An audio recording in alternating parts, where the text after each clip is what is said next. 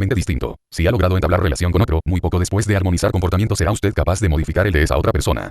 Sirva un ejemplo. Hace algunos años, mi empresa de alimentación empezó a relacionarse con un médico muy influyente de Beverly Hills. Pero la relación empezó con mal pie. Él reclamaba una decisión inmediata sobre una propuesta, pero yo había salido de viaje y era el único que podía tomarla. A él no le gustó eso de tener que esperar a una persona más joven. 21 años tenía yo entonces, así que cuando por fin nos reunimos, estaba en una actitud bastante hostil.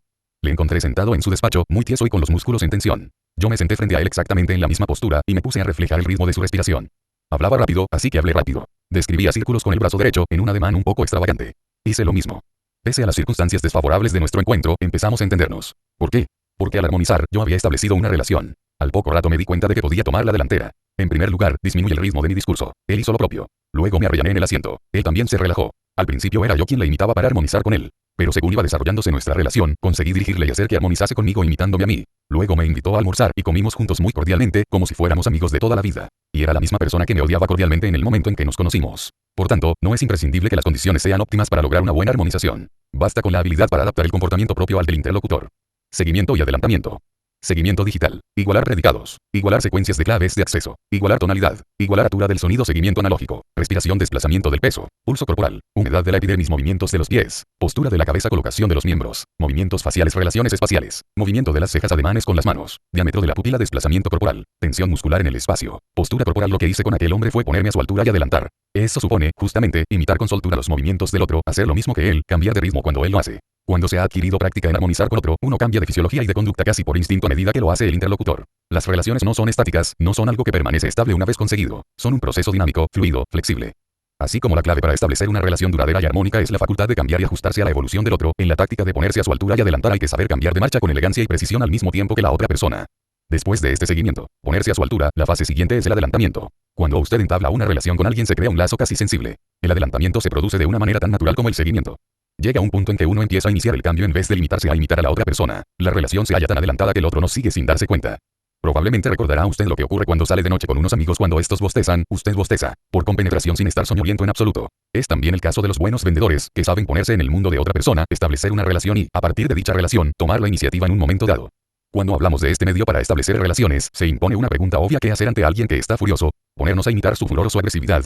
Pues bien, es una posibilidad. No obstante, en el próximo capítulo veremos cómo se rompe el patrón de conducta de otra persona, sobre todo si es de rabia o de frustración, y cómo se consigue eso en un abrir y cerrar de ojos. Aunque a veces, si se pone uno en sintonía con la agresividad de otra persona, se entra en su mundo con tanta fuerza que cuando uno empieza a relajarse el otro depone también su actitud. Recuerde que entablar relación no quiere decir sonrisas y amabilidades, sino reacciones ajustadas. Los habitantes de los bajos fondos, por ejemplo, saben muy bien que hay que reaccionar con agresividad frente a la agresividad. Y usted también, en ocasiones, tendrá que ponerse fuerte en su comunicación con otra persona, ya que en nuestra cultura la firmeza ante un desafío es una manera de ganarse el respeto de los demás. He aquí otro experimento. Entable una conversación con alguien. Armonice las posturas, la voz y la respiración. Transcurrido un rato, modifique gradualmente su propia postura o su tono de voz. Le sigue su interlocutor al cabo de unos minutos. De no ocurrir así, rectifique y retorne a la táctica de seguimiento. Vuelva a intentarlo luego con un cambio menos radical. Cuando tratamos de preceder a otro y nuestro oponente no nos sigue, ello significa simplemente que la relación todavía no es bastante sólida. Perfecciónela y vuelva a intentarlo. Le invité a mirar en las vidas de los hombres como en un espejo y a tomar de los demás el ejemplo para sí mismo. Terencio. ¿Cuál es la clave para establecer relaciones? La flexibilidad. No olvide que la barrera más insalvable es la creencia de que los demás tienen el mismo mapa que nosotros, es decir, que ellos ven el mundo de la misma manera que nosotros. Los comunicadores sobresalientes rara vez caen en ese error. Saben que deben modificar su manera de expresarse, su tono, sus patrones respiratorios, sus gestos, hasta descubrir la vía de aproximación que les permite alcanzar sus objetivos. Cuando uno fracasa en la comunicación con otro, solemos caer en la tentación de pensar que nos hallamos ante un estúpido que se niega a escuchar la voz de la razón. Pero eso virtualmente nos garantiza que no seremos escuchados nunca. Vale más cambiar nuestras palabras y nuestra actitud hasta que armonicen con el modelo del mundo que tiene el interlocutor. Uno de los axiomas esenciales de la PNL programación neurolingüística es que el sentido de nuestra comunicación no es otro que la respuesta que obtenemos. La responsabilidad de la comunicación nos incumbe a nosotros. Si usted quiere convencer a alguien de que haga una cosa y él vaya a hacer otra diferente, el fallo está en la comunicación de usted, que no ha acertado con la manera de hacer llegar su mensaje. Esto es absolutamente crucial en todo cuanto hagamos. Consideremos el caso de la enseñanza. La gran tragedia de la educación consiste en que muchos maestros conocen bien la materia, pero no conocen a los alumnos. No saben cómo procesan la información sus alumnos, no están familiarizados con sus sistemas de representación, ignoran el funcionamiento de su mente. Los mejores maestros dominan instintivamente el seguimiento y el adelantamiento. Tienen facilidad para trabar relación y su mensaje penetra. Sin embargo, nada se opone a que todos los maestros aprendan a hacerlo. Aprendiendo a seguir a sus alumnos, a presentar la información de tal manera que los alumnos puedan procesarla eficazmente, lograrían revolucionar el mundo de la enseñanza. Algunos maestros creen que, puesto que ellos dominan su materia, el fallo de la comunicación recae sobre los alumnos, que no son capaces de aprender. Sin embargo, el sentido de la comunicación estriba en las respuestas y no en los contenidos. Aunque uno sepa todo lo que hay que saber acerca del Sacro Imperio Romano Germánico, si no logra establecer una relación no podrá trasladar esa información de su mapa al mapa de otra persona y, en tanto suceda así, sus conocimientos carecerán de sentido. Por eso los mejores maestros son los que tienen facilidad para establecer relaciones. Hay una anécdota sobre una clase cuyos alumnos idearon la travesura de dejar caer los libros al suelo todos a la vez, exactamente a las 9 en punto, para sacar de sus casillas a la maestra. Ella, sin pensárselo dos veces, dejó la tiza, lanzó un libro al suelo y dijo: "Lo siento, se me pasó la hora". Con esto se metió a toda la clase en el bolsillo. Los creadores de la PNL han dado un ejemplo fascinante de cómo podría funcionar la enseñanza en condiciones ideales. Es el caso de un joven alumno de una escuela técnica cuyo sistema principal de representación era el senestésico. Al principio padecía una dificultad tremenda para entender los esquemas eléctricos. El tema le parecía difícil y aburrido. En el fondo, le costaba captar los conceptos que se le presentaban en clave visual. Cierto día se puso a imaginar lo que sentiría un electrón que viajase por el circuito cuyo esquema tenía delante. Imaginó sus diferentes reacciones y cambios de conducta al ir pasando por los componentes del circuito, representados en el esquema por medio de los símbolos habituales. Casi inmediatamente, el diagrama empezó a adquirir para él un nuevo sentido. Incluso empezaba a gustarle. Cada esquema nuevo era una nueva odisea, una aventura. Lo pasaba tan bien que acabó la carrera de ingeniero. Y ese triunfo lo consiguió gracias a la posibilidad de aprender a través de su sistema de representación favorito. Pues bien, casi todos los chicos rechazados por nuestro sistema de enseñanza son capaces de aprender. Somos nosotros los que no hemos sabido enseñarles. Nunca establecimos una auténtica relación con ellos y nunca armonizamos con sus estrategias de aprendizaje. He puesto el énfasis en la enseñanza porque, en fin de cuentas, uno ha de aprender durante toda la vida, bien sea de sus hijos, en casa o en el trabajo con sus empleados o sus colegas. Lo que funciona en las aulas funciona también en los despachos o en el salón de nuestro hogar. Hay que señalar una maravilla más de la magia de las relaciones. Es lo que se adquiere con más facilidad en el mundo. No hacen falta libros de texto ni hay que asistir a curso alguno. No hay que desplazarse a ningún lugar para que descienda sobre nosotros la sabiduría de un maestro, ni se necesita ningún diploma. Los únicos medios que hacen falta son los ojos, los oídos, los sentidos del tacto, el gusto y el olfato. Usted puede empezar a cultivar las relaciones ahora mismo.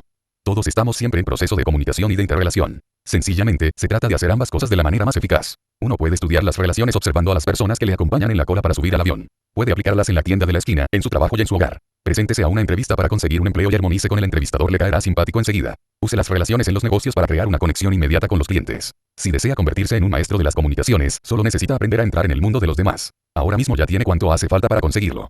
Hay otras maneras de entablar relaciones, conjuntos de distinciones que ayudan a determinar las opciones por las que se rigen las personas, y se llaman las distinciones de la excelencia. Los metaprogramas. Bajo la clave adecuada, uno puede decir cualquier cosa. Bajo la clave equivocada, nada vale. Acertar con la clave es lo esencial. George Bernard Shaw. Hablar en público es uno de los mejores medios para comprender la asombrosa diversidad de las reacciones humanas. Es imposible dejar de fijarse en la infinita variedad de las reacciones que uno obtiene. Cuente usted una historia edificante, y unos permanecen impasibles mientras otros se muestran conmovidos hasta llorar. Cuente un chiste, y mientras unos se desternillan de risa, otros no mueven ni un solo músculo. Se diría que cada individuo escucha en un lenguaje mental diferente. La cuestión es por qué las personas reaccionan de manera diferente ante las mismas cosas. Unos ven el vaso medio lleno y otros lo ven medio vacío. Unos escuchan un mensaje y se sienten estimulados, motivados, mientras otros oyen lo mismo y no reaccionan en absoluto. La cita de Shaw que encabeza este capítulo es literalmente cierta. Si usted se dirige a alguien bajo la clave acertada, todo será posible. Si lo hace bajo una clave equivocada, nada funcionará. El mensaje más inspirador, el pensamiento más profundo y la crítica más inteligente carecen absolutamente de sentido si no son comprendidos, tanto en lo intelectual como en lo emocional, por la persona a quien se dirigen. Hay claves fundamentales, no solo para el poder personal, sino también para la mayoría de las cuestiones trascendentes que se nos plantean como colectividad. Si quieres ser un persuasor genial, un maestro de las comunicaciones, tanto en los negocios como en la vida particular, debes saber encontrar la clave adecuada. El camino para ello pasa por los llamados metaprogramas. Los metaprogramas son las claves de cómo procesa una persona las informaciones. Son unos poderosos patrones o modelos internos que deciden cómo nos formamos nuestras representaciones internas y que dirigen nuestro comportamiento. Los metaprogramas son los programas internos o rutinas de clasificación que usamos para decidir a qué prestamos atención. La información siempre se distorsiona, borra y generaliza, porque la mente consciente solo puede prestar atención, en cada momento, a un volumen dado de elementos. Nuestro cerebro procesa la información de manera muy parecida a como lo hace un ordenador. Absorbe cantidades fantásticas de datos y los organiza en una configuración inteligible para el ser humano. Ningún ordenador sirve de nada sin un programa que le suministre las estructuras para realizar tareas determinadas. Los metaprogramas hacen algo parecido para nuestro cerebro, suministran la estructura que determina a qué prestamos atención, qué conclusiones sacamos de nuestras experiencias y en qué direcciones nos conducen. Nos proporcionan la base sobre la cual decidimos si algo nos parece interesante o aburrido, un posible beneficio o una posible amenaza. Para comunicar con un ordenador hay que entender cómo funciona su programa. Para comunicar eficazmente con una persona, uno tiene que entender sus metaprogramas.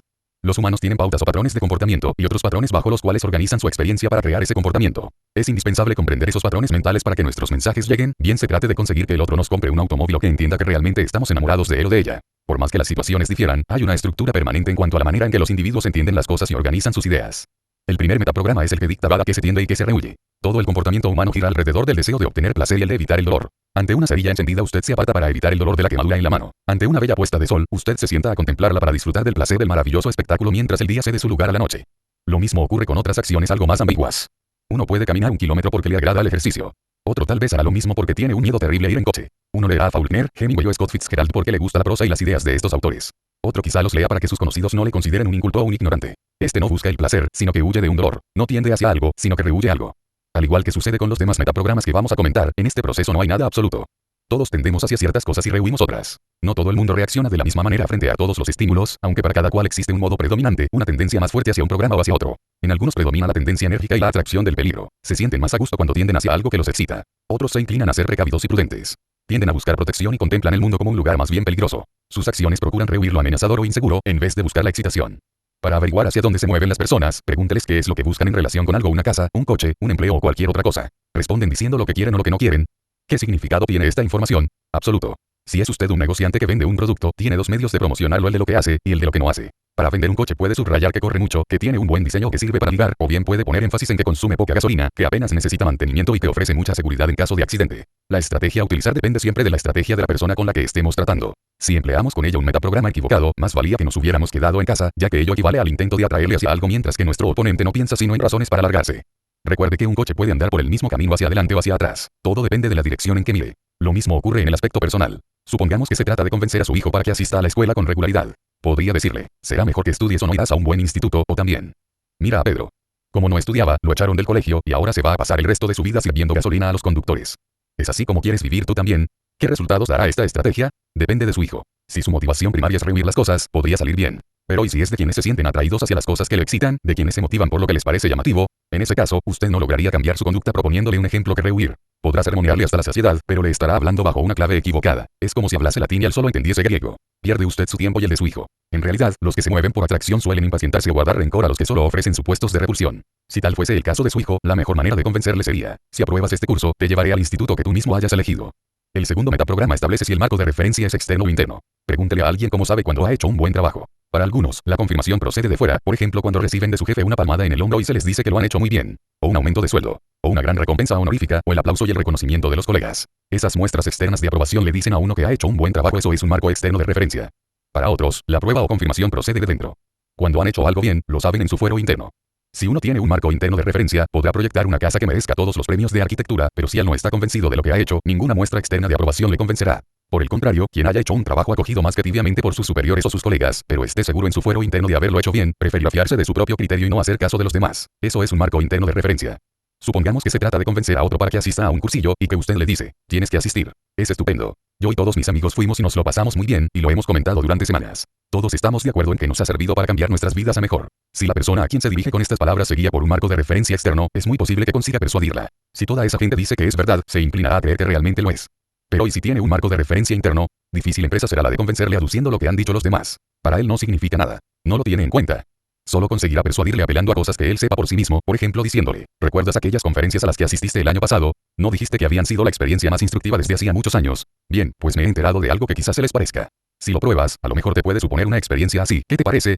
¿Servirá eso? Sin duda, porque entonces sentirá que le están hablando en su mismo idioma.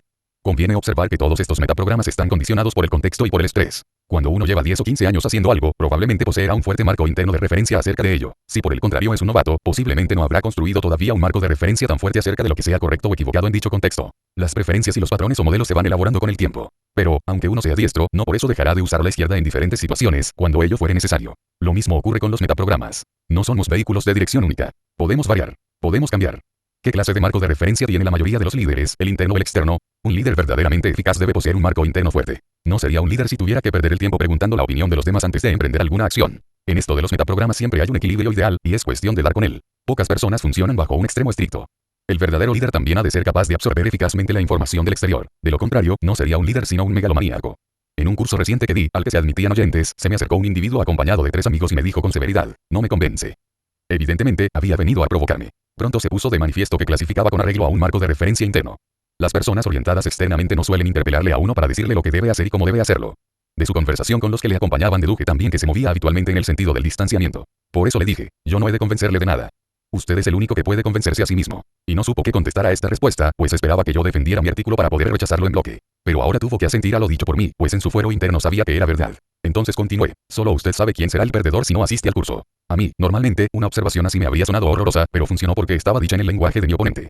Obsérvese que yo no dije que él iba a ser el perdedor si no asistía, sino, solo usted sabe marco interno de referencia. ¿Quién será el perdedor? Maniobra de distanciamiento si no asiste al curso. A lo que él contestó, sí, eso es verdad, dicho lo cual fue al otro lado del local, donde estaba el mostrador de las inscripciones. Si no hubiera estudiado los metaprogramas, habría tratado de convencerle pidiéndole que consultase a otros asistentes marco de referencia externo, y le habría explicado todas las ventajas que podía obtener del mismo maniobra de acercamiento, lo cual hubiera sido un sistema excelente para convencerme yo mismo, pero no a una persona como mi interlocutor.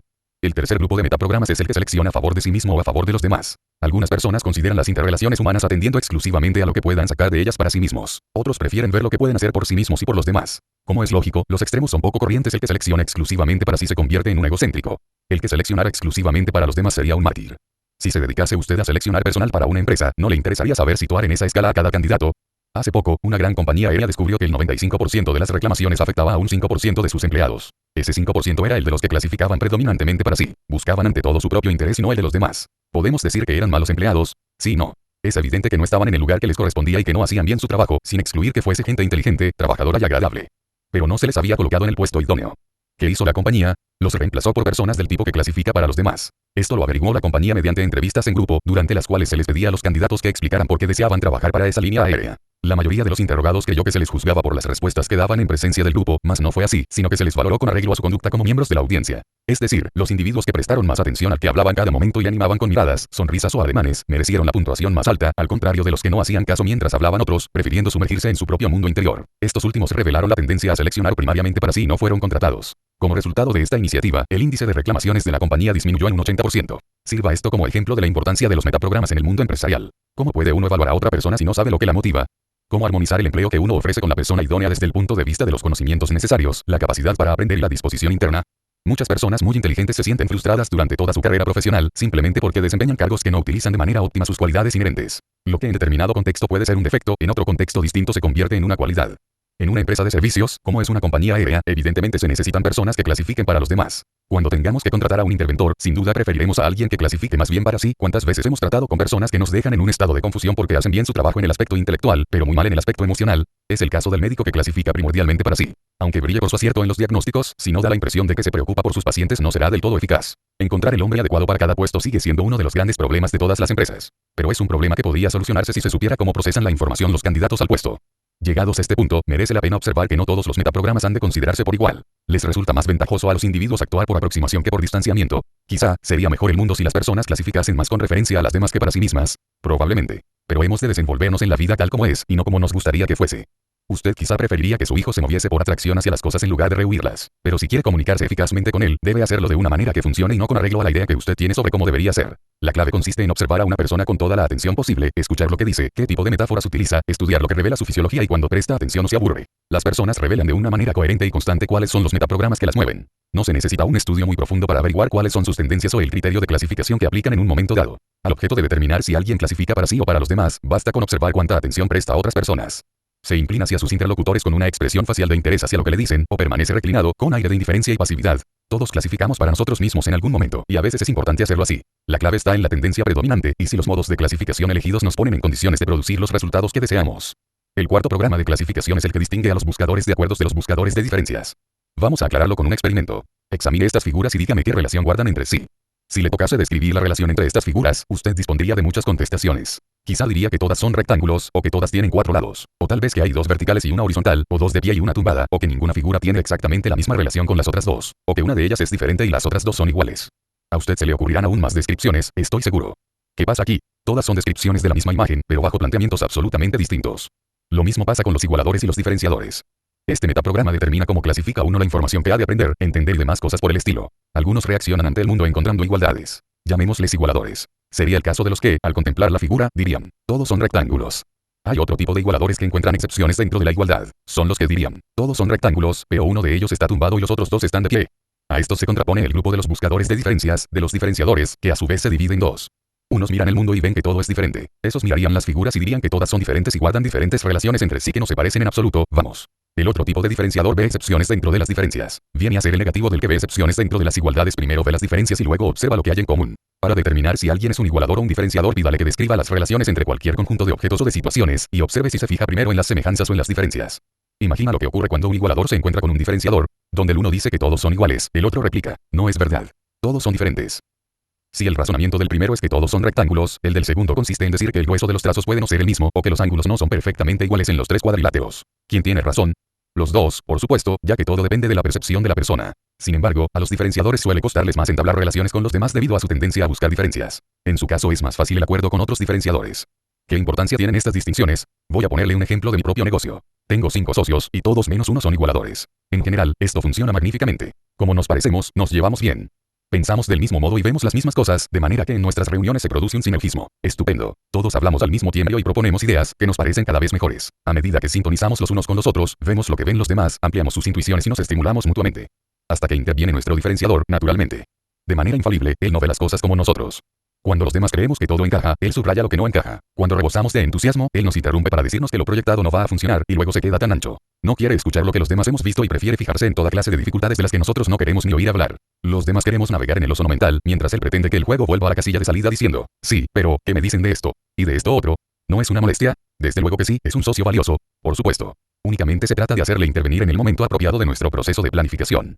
No deseamos que empiece a hablar de detalles y arruine nuestra sesión de concurso de ideas. El sinergismo que se crea durante nuestra colaboración vale más que sus eternas críticas. Pero luego, cuando empieza a secarse el torrente de sugerencias, es cuando nos hace falta alguien capaz de ver los agujeros, de poner el dedo sobre las incoherencias, de advertir lo que no está bien madurado, lo que no encaja.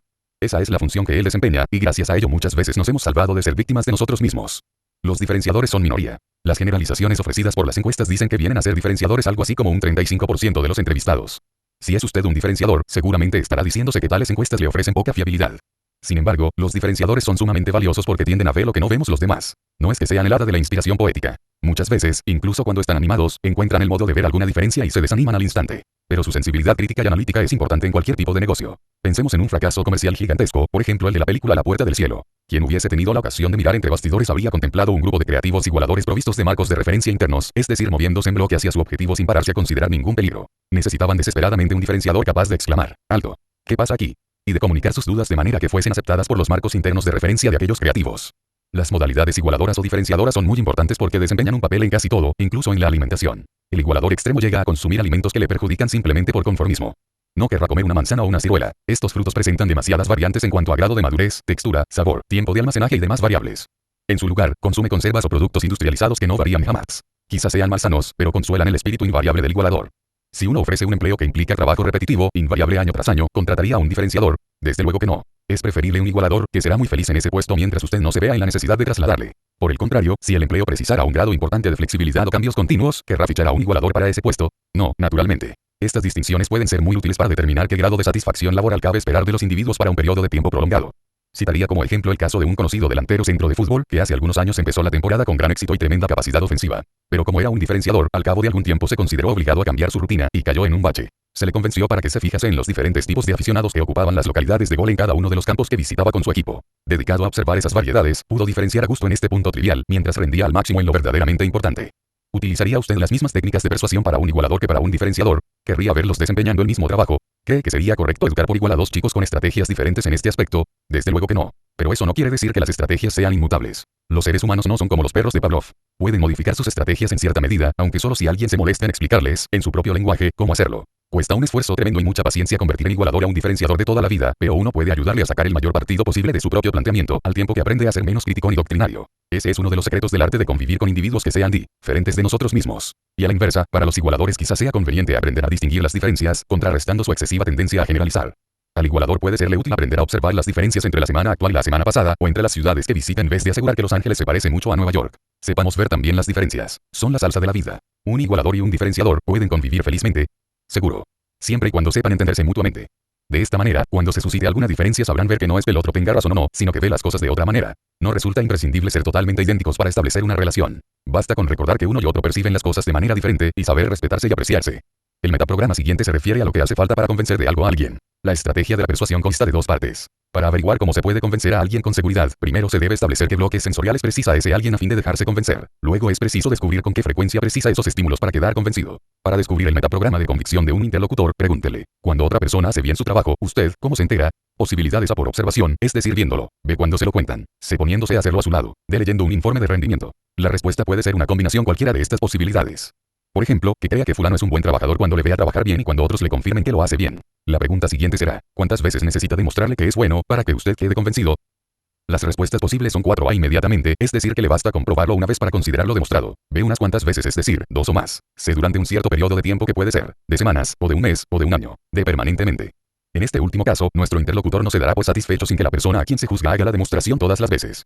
Cuando uno es el jefe de una organización, la relación de confianza es de las más valiosas que puede llegar a establecer con sus colaboradores clave. Si ellos saben que usted se preocupa por ellos, trabajarán más y mejor para la empresa. Por el contrario, si no confían en usted no rendirán. Para establecer esa confianza, empero, hay que prestar atención a las diferentes necesidades de las diferentes personas. Algunos entablan una relación y desearán preservarla. Les basta saber que usted juega limpio y se preocupa por ellos para que el vínculo sea duradero, a menos que lo traicione en algún sentido.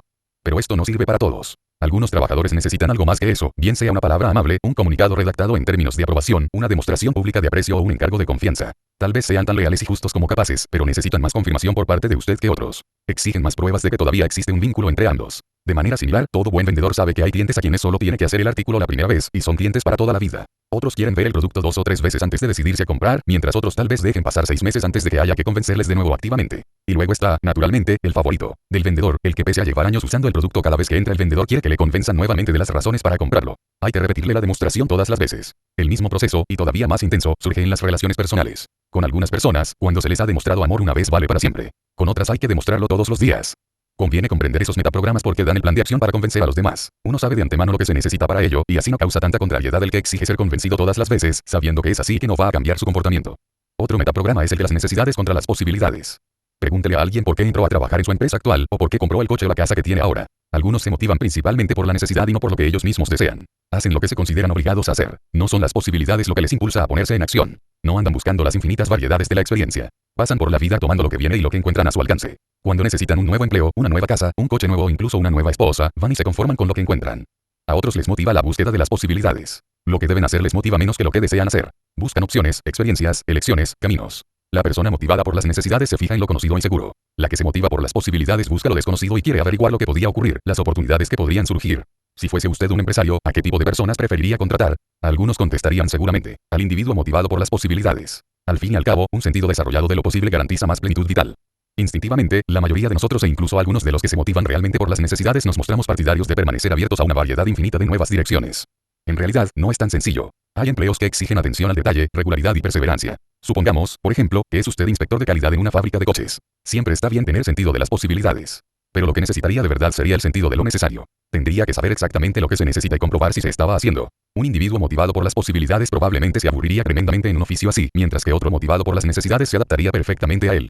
Por otra parte, las personas motivadas por las necesidades también tienen sus virtudes. En algunos trabajos la constancia es una cualidad. Al buscar a una persona capaz de cubrir el puesto, usted preferiría a alguien capaz de desempeñarlo durante mucho tiempo. La persona motivada por las posibilidades siempre anda buscando nuevas opciones, nuevas empresas y nuevos desafíos. Si encuentra otro empleo y le parece que presenta más perspectivas, muy probablemente dejará el actual. No así el espíritu algo lento del que se motiva por la necesidad, que acepta un empleo porque lo necesita y que permanece en él puesto que trabajar es una necesidad de la vida. Son muchos los empleos que exigen un individuo audaz, temerario y dotado de fe en las posibilidades. Por ejemplo, si la empresa de usted estuviese diversificándose hacia campos enteramente nuevos, le interesaría contratar a alguien capaz de sintonizar con todas las posibilidades. Pero en otros puestos es de importancia capital la solidez, la seriedad y la permanencia. En estos necesitaría usted a alguien motivado por lo necesario para él. En cualquier caso, interesa conocer cuáles son los metaprogramas propios, de manera que cuando busque un empleo sea capaz de elegir el que mejor se adapta a su carácter. El mismo principio rige cuando se trata de motivar a los hijos. Suponga que se trata de inculcarles las ventajas de unos buenos estudios en una escuela de reconocido prestigio. Si tiene usted un hijo motivado por la necesidad, tendrá que explicarle por qué necesita una buena carrera. Deberá hablarle de los muchos empleos que requieren una titulación, o explicarle por qué necesita una buena base matemática para ser ingeniero o una buena preparación en lengua y literatura para ser un buen maestro. Si su hijo se motiva por las posibilidades, el planteamiento debería ser diferente. Como se aburre con sus deberes, tendría que subrayarle las infinitas posibilidades que encierra una buena educación, demostrarle cómo los estudios mismos abren un gran camino para toda clase de posibilidades y llenarle la cabeza de nuevas avenidas a explorar, de nuevas dimensiones a inaugurar y de nuevos descubrimientos en espera de descubridor. Aunque en cada caso el resultado pretendido sea el mismo, los medios para alcanzarlo han de ser muy diferentes. Otro metaprograma es el estilo de trabajo del individuo. Cada uno de nosotros tiene el suyo. Algunos no son felices si no disfrutan de independencia. Les cuesta trabajar en estrecha colaboración con otras personas y no se desenvuelven a gusto bajo una supervisión demasiado estrecha. Necesitan ser, por así decirlo, los amos de su propio cotarro. Otros funcionan mejor integrados en un grupo. Diremos que su estrategia es de tipo cooperativo, desean compartir la responsabilidad de todas las tareas que emprenden. Y otros tienen una estrategia de proximidad, que viene a ser como un término medio entre las otras dos, prefieren trabajar con otras personas, pero asumiendo la responsabilidad exclusiva de lo que hacen. Quieren ser dueños de sí, pero no aisladamente. Para obtener el máximo de sus empleados, o de sus hijos, o de los subordinados confiados a su supervisión, debe averiguar sus estrategias de trabajo, la manera en que pueden ser más eficaces. A veces se encuentra un empleado que es brillante, pero molesta porque siempre quiere hacerlo todo sin escuchar a nadie. Tal vez ese individuo no haya nacido para ser un empleado. Quizás sea de los que necesitan ser dueños de su propio negocio. Tarde o temprano lo intentará, seguramente, si no le ofrece usted un medio para expresarse. Si tiene usted un empleado así y no quiere prescindir de su talento, debe encontrar cómo permitirle ejercerlo al máximo y con la mayor autonomía posible. Puesto a trabajar en un grupo, los volvería locos a todos, pero si le da tanta independencia como sea posible puede resultar valiosísimo. En eso estriban las nuevas ideas sobre los emprendedores. El lector sabrá algo del llamado principio de Peter, con su idea de que todo el mundo asciende hasta llegar a su propio nivel de incompetencia. Una de las razones de que esto ocurra es que muchas veces los empleadores son insensibles a las estrategias de trabajo de sus empleados. Muchas personas trabajan mejor en un ambiente de colaboración. Necesitan grandes cantidades de realimentación, feedback tanto de informaciones como de interacción humana. ¿Es prudente recompensar esas buenas cualidades poniéndolos al frente de alguna operación nueva y dotada de autonomía? No, si se quiere seguir sacando provecho de dichas cualidades. Eso no significa que tales personas no merezcan una promoción. Pero esa promoción y esas nuevas experiencias que usted proporcione deben ser tales que hagan relucir lo mejor de las cualidades, y no lo peor. De una manera parecida, muchos de los que trabajan bajo estrategias de proximidad desean formar parte de un equipo, pero al mismo tiempo que se les deje trabajar a su manera. En cualquier organización se encuentran empleos para las tres estrategias. Lo único que se necesita es percepción aguda para saber dónde rinde mejor cada uno y asignarle una tarea que le permita realizarse. He aquí un ejercicio para practicar hoy mismo. Cuando haya terminado este capítulo, juegue a detectar los metaprogramas de otras personas. Pregúnteles qué busca usted en una relación, en una casa, en un coche, en una carrera. ¿Cómo sabe cuando ha tenido éxito en algo? ¿Qué relación hay entre lo que hace este mes y lo que hizo el mes pasado? ¿Cuántas veces necesita que alguien le demuestre una cosa para convencerse de que es cierta? Hábleme de una experiencia favorita en su trabajo y de lo que significó para usted. Presta atención su interlocutor mientras le dirige usted estas preguntas. Permanece pendiente de las reacciones de usted o se distrae volviendo su atención a otras cosas. Las preguntas propuestas solo son una pequeña muestra de las que podría usted formular para detectar con éxito los metaprogramas que hemos comentado. Si no obtiene la información que busca, modifique el planteamiento de sus preguntas hasta conseguirlo. Analice cualquier dificultad de comunicación que se le presente y descubrirá casi siempre que la misma desaparece cuando uno llega a comprender los metaprogramas del interlocutor, permitiendo reajustar las comunicaciones. Trate de recordar alguna frustración de su vida, alguien a quien usted quiere pero no se siente querido, alguien para quien usted trabaja y que no da muestras de apreciarlo, alguien a quien usted intentó ayudar y que no lo ha agradecido. Lo que se necesita es identificar el metaprograma que interviene en cada caso y definir lo que hizo usted así como lo que hace la otra persona. Supongamos, por ejemplo, que usted es de los que solo necesitan una verificación de que la relación de amor existe, mientras que su compañero o compañera es de los que exigen confirmaciones permanentes. O quizá redactó usted una propuesta demostrando que todo seguía igual, cuando su jefe no deseaba oír sino lo mucho que había cambiado todo. O tal vez advirtió usted a alguien sobre algo que le convenía evitar, pero ese alguien solo agradece que le hablen de lo que desea. Cuando se habla en clave equivocada, el mensaje llega falseado. Ese problema afecta lo mismo a los padres en el trato con sus hijos, como a los directivos en el trato con sus empleados. En el pasado, muchos no nos preocupábamos de desarrollar la percepción necesaria para identificar y calibrar las estrategias básicas que usan los demás. Cuando no se consigue que el mensaje llegue a alguien, no es el contenido lo que ha de cambiar, sino la forma, a través de una flexibilidad que nos permita adaptarnos a los metaprogramas de la persona con quien tratamos de comunicarnos. A menudo la comunicación es más eficaz cuando se combinan varios metaprogramas. Una vez, mis socios y yo tuvimos ciertas diferencias de negocios con un hombre que había trabajado para nosotros. Nos reunimos, e intenté comenzar la sesión instaurando un marco positivo, por lo que dije que deseaba un desenlace que satisficiera a todas las partes. Él replicó inmediatamente: nada de lo que dice me interesa. Tengo el dinero y pienso quedármelo. Y no quiero que el abogado de ustedes me moleste con llamadas y amenazas. Así pues, empezaba planteando una táctica de distanciamiento. Yo contesté: pues nosotros deseamos que esto funcione, puesto que todos tenemos el propósito de ayudar a la gente y a nosotros mismos con objeto de alcanzar una mejor calidad de vida, cosa que conseguiremos si colaboramos. Él replicó: yo no tengo ninguna intención de ayudar a nadie, y en cuanto a ustedes, me importan un comino. El que ha de salir feliz de aquí soy yo. A medida que se prolongaba la sesión sin apenas progresos, quedó demostrado que jugaba al distanciamiento, que clasificaba para sí, que diferenciaba, que se orientaba por un marco de referencia interno y que no creía en las cosas sino después de verlas, oírlas y confirmarlas permanentemente. Tales metaprogramas no eran una garantía de comunicación perfecta, que digamos, teniendo en cuenta especialmente que yo soy contrario a casi todo lo dicho. Seguimos hablando durante casi 2 horas sin conseguir nada, y yo casi estaba a punto de abandonar. Pero al fin se encendió la luz en mi mente, y cambié de táctica. Le dije: esa idea que tiene usted en la cabeza, ¿sabe usted? La tengo aquí, mostrándole el puño al mismo tiempo. De esta manera me apoderaba de su marco interno de referencia, que no podía manipular con mis palabras, y lo exteriorizaba para controlarlo. Luego continué: lo tengo aquí, y usted tiene 60 segundos. Decídase o va a salir perdiendo, y mucho. Yo no pierdo nada, pero usted va a perder personalmente. Así le daba un punto nuevo del que alejarse. Dicho esto, proseguí: usted centrando el marco va a perder distanciamiento porque no cree que aquí lleguemos a negociar una solución. Como era un diferenciador, se pondría a pensar lo contrario, es decir que si había una solución. Continué: mire dentro de usted mismo y vea marco de referencia interno si está verdaderamente dispuesto a pagar el precio que va a tener que pagar, día tras día, como consecuencia de su decisión de hoy. Porque yo voy a contarle a todo el mundo, permanentemente emulando la estrategia de convicción de mi oponente, lo que usted hizo aquí hoy y cómo se ha comportado. Tiene un minuto para decidir. Puede usted elegir entre arreglar esta cuestión o perderlo todo. Personalmente, para siempre. Mírelo bien, a ver si me he explicado con coherencia. No tardó más de 20 segundos en rehacerse y decir: bueno, muchachos, yo siempre he querido colaborar con vosotros. Sé que puede arreglarse. Y lo decía sin rencor alguno, sino animado de entusiasmo, como si ya fuéramos amigos. Continuó: solo quería convencerme de que se podía hablar con vosotros, como tan positivo, después de 2 horas, porque yo había utilizado sus metaprogramas para motivarle, y no mi propio modelo del mundo.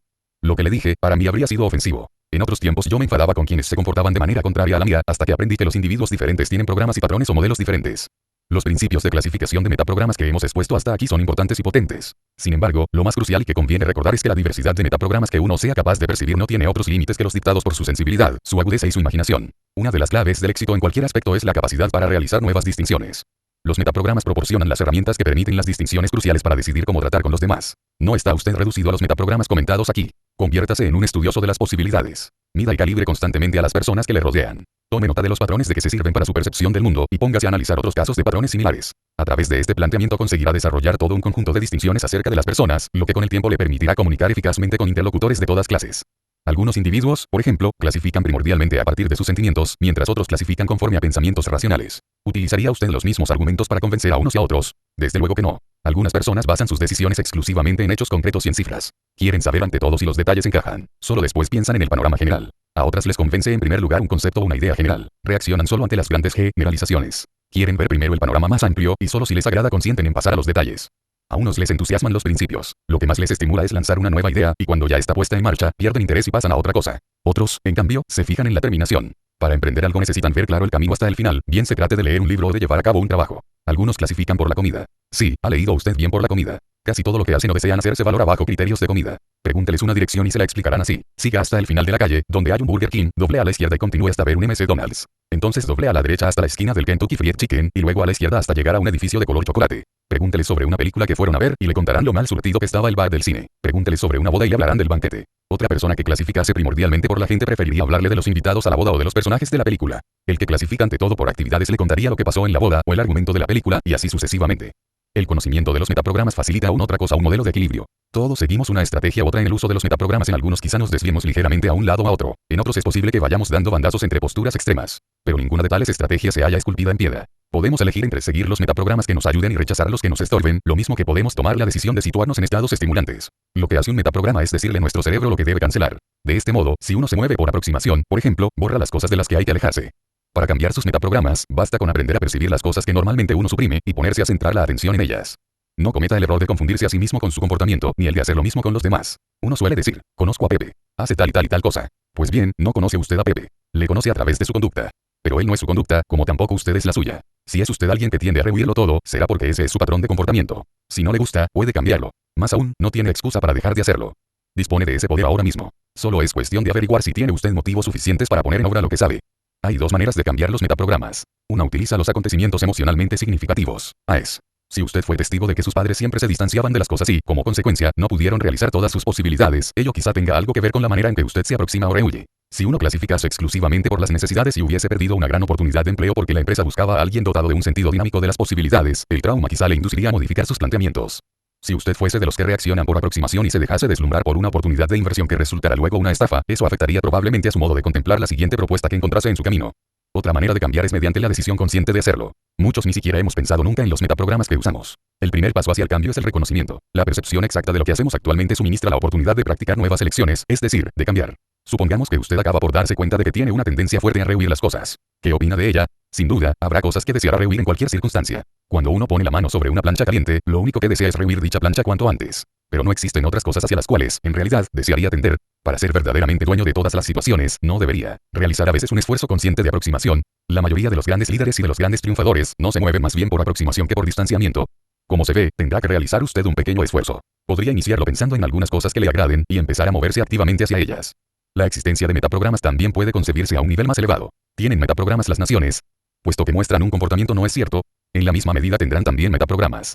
La conducta colectiva refleja muchas veces un patrón o modelo basado en los metaprogramas de sus dirigentes. Los Estados Unidos, en su mayor parte, poseen una cultura que se diría se mueve por aproximación. Un país como Irán tiene un marco de referencia interno o externo. Recordemos las últimas elecciones presidenciales estadounidenses. ¿Cuál era el metaprograma básico de Walter Mondale? Muchas personas le percibieron como distanciador. Lo pintaba todo muy negro y aseguraba que Reagan no decía la verdad y que acabaría por aumentar los impuestos, y concluía: al menos, yo les digo desde ahora que hay que aumentar los impuestos, o vamos a la catástrofe. No digo que tuviera razón o no. Observe el lector el patrón de conducta. Ronald Reagan tocaba solo notas positivas, mientras que el mensaje de Mondale se percibió como agorero. Es posible que Mondale estuviera diciendo cosas muy sensatas. Existían, en efecto, cuestiones importantes a las que debía enfrentarse la nación. Sin embargo, a un nivel emocional que es donde interviene hoy día buena parte del juego político, el metaprograma de Reagan, por lo visto, armonizaba más eficazmente con el del país.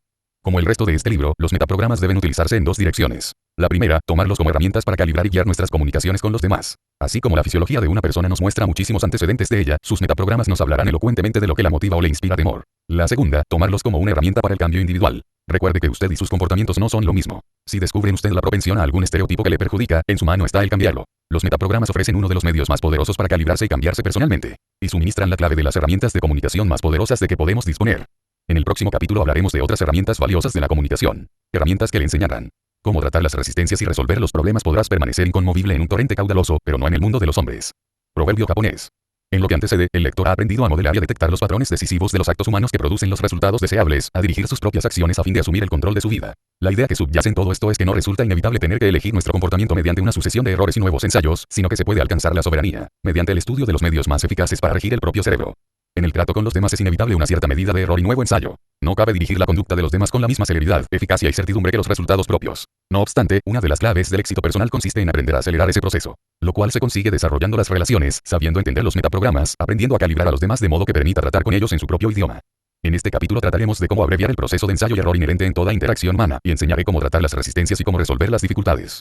Si hubo un concepto clave en la primera parte del libro, fue el de modelado. Modelar la excelencia es crucial para aprender a crear pronto los resultados que uno desea. Si la segunda parte tiene una palabra clave, esa es flexibilidad, el rasgo común de todos los comunicadores eficaces. Ellos aprenden a calibrar al interlocutor y luego no dejan de modificar el propio comportamiento verbal o no verbal hasta crear lo que desean. Para comunicar bien, lo primero es tener sentido de la humildad y estar dispuesto a cambiar. La fuerza de voluntad no sirve para comunicar. A nadie haremos entender nuestros puntos de vista por la fuerza. Solo se puede comunicar mediante una flexibilidad perseverante, pletórica de recursos, atenta. No es la flexibilidad un rasgo que todo el mundo posea por naturaleza. La mayoría de nosotros seguimos los mismos patrones de siempre, con torpe monotonía. En muchos casos, como estamos seguros de tener razón, confiamos en que la mera repetición acabará por abrirnos paso. A ello colaboran el amor propio y la inercia. Y además, suele ser más fácil seguir haciendo las cosas como siempre. Pero muchas veces lo más fácil es lo peor que podíamos hacer. En este capítulo estudiaremos maneras de cambiar de dirección, de romper patrones, de redirigir la comunicación y de sacar algo en limpio de la confusión. El poeta místico William Blake escribió: el hombre que no cambia nunca de opinión es como el agua estancada. Su mente cría sabandijas. El hombre que no cambia nunca sus patrones de comunicación se encuentra también en terreno cenagoso. Dijimos en otro lugar que, en cualquier sistema, la máquina con más grados de libertad, la más flexible, es la que presenta mayor eficacia. Lo mismo pasa con las personas. La clave consiste en plantear tantas opciones como sea posible, tratar de abrir todas las puertas, ensayar tantos planteamientos como sea necesario para resolver un problema. Si funcionáramos bajo un solo programa o actuáramos a partir de una sola estrategia, seríamos tan eficaces como un automóvil con una sola marcha. Una vez fui testigo de cómo una amiga convencía al recepcionista de un hotel para que le permitiera continuar en la habitación durante varias horas más, cuando ya tenían previsto dejarla desocupada. Ocurría que su marido se había lastimado en un accidente de esquí, y ella quería que descansase hasta disponer de un medio de transporte. El recepcionista, educado pero muy consciente de su responsabilidad, aducía toda clase de excelentes razones por las cuales no podía acceder. Mi amiga le escuchaba con respeto, pero sin dejar de oponerle luego otras razones contrarias y aún más convincentes. Observé cómo recorría toda la escala, desde la seducción y la persuasión femeninas hasta la lógica y la razón. Sin mostrarse altanera ni por un instante, y sin aparentar una insistencia excesiva, simplemente perseveró en busca de su objetivo. Hasta que el recepcionista sonrió a su pesar y dijo: señora, creo que usted gana, como obtuvo lo que deseaba. Mediante la flexibilidad, que le permitió cambiar de postura e intentar una maniobra nueva cada vez que el recepcionista se oponía, hasta lograr que dejara de oponerse. Muchos creen que la negociación de una disputa es algo así como un combate de boxeo verbal. Uno martillea con sus argumentos hasta conseguir lo que quiere. Pero es mucho más elegante y eficaz el modelo de las artes marciales orientales, como el aikido y el taiki. En estas, el objetivo no es superar una fuerza, sino reconducirla, no oponerse a la fuerza con la fuerza, sino plegarse a la fuerza que se dirige contra nosotros y guiarla en una dirección nueva. Eso fue precisamente lo que hizo mi amiga, y es lo que hacen los mejores comunicadores. Tengamos presente que la resistencia no existe, solo hay comunicadores faltos de flexibilidad, que empujan en el instante equivocado y en la dirección equivocada. Como el maestro de Aikido, el buen comunicador, en vez de rebatir los puntos de vista de otro, pone en juego su sensibilidad y sus recursos para detectar la formación de una resistencia, hallar puntos de acuerdo, ponerse a su misma altura y reconducir luego la comunicación en el sentido que él desea. El mejor soldado jamás ataca. El luchador superior triunfa sin violencia. El conquistador más grande vence sin combate. El director más eficaz dirige sin imponer. A eso se le llama ecuanimidad inteligente. A eso se le llama conocimiento de los hombres. Lao Tse, Tao Te Ching. Conviene recordar que ciertas palabras y frases crean resistencias y dificultades. Los grandes líderes y comunicadores lo saben, por lo que prestan mucha atención a las palabras que emplean y al efecto que las mismas ejercen. En su autobiografía, Benjamin Franklin describió así su estrategia para comunicar sus opiniones sin dejar de mantener la relación. He desarrollado el hábito de expresarme en actitud de incredulidad modesta, no empleando nunca, si voy a aventurar algo que pueda suscitar controversia, las palabras ciertamente, indiscutiblemente o cualesquiera otras de las que se usan para dar un aire de certidumbre a las opiniones. Prefiero decir que yo entiendo o concibo tal cosa de esa manera, o que me parece o que yo diría que, por tales y tales razones, o que imagino que es así, o que así es si no estoy equivocado. Creo que dicho hábito me ha sido muy ventajoso cuando he tenido la oportunidad de inculcar mi opinión y convencer a otros hombres en cuanto a las medidas que, de vez en cuando, me había comprometido a promover. El viejo Franklin sabía bien cómo persuadir asegurándose de no crear resistencia a sus propuestas mediante el empleo de las palabras que suscitan reacciones negativas. Hay otras. Permítaseme el ejemplo del pero, tantísimas veces usado. Si se emplea de una manera inconsciente y automática, puede ser una de las palabras más destructivas de una conversación. Cuando alguien dice, eso es verdad, pero, ¿qué significa eso? Significa que no es verdad o que en todo caso es irrelevante. Con la palabra pero se niega todo lo dicho antes. ¿Qué siente cuando alguien le dice que está de acuerdo con usted, pero Y si sustituyéramos esa palabra por y, pongamos por caso, ¿qué pasaría si nos acostumbrásemos a decir, eso es verdad, y además hay otra cosa que también es verdad? O bien, esa es una idea muy interesante, y ahora voy a explicar otra manera de verla. En ambos casos, comenzaríamos con un juicio afirmativo. En vez de generar una resistencia, habríamos creado un camino para reconducir la cuestión. Recuerde que no hay personas resistentes, sino solo comunicadores inflexibles. Lo mismo que existen frases y palabras que activan automáticamente sentimientos o estados de resistencia, también hay maneras de comunicar que conservan el interés y la actitud abierta de los interlocutores.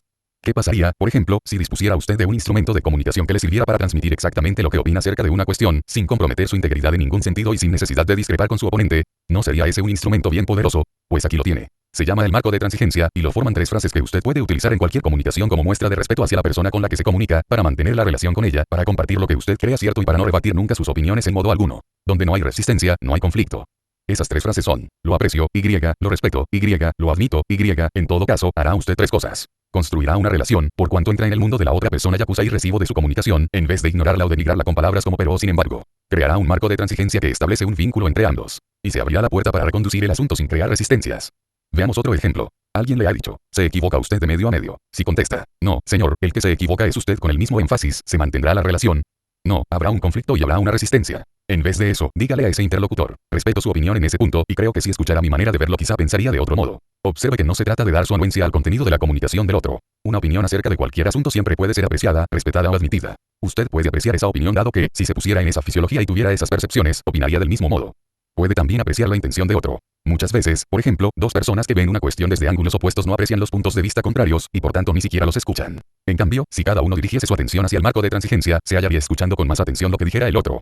Y, como resultado, descubriría nuevas maneras de apreciarlo. Supongamos que discute usted con alguien sobre el tema nuclear.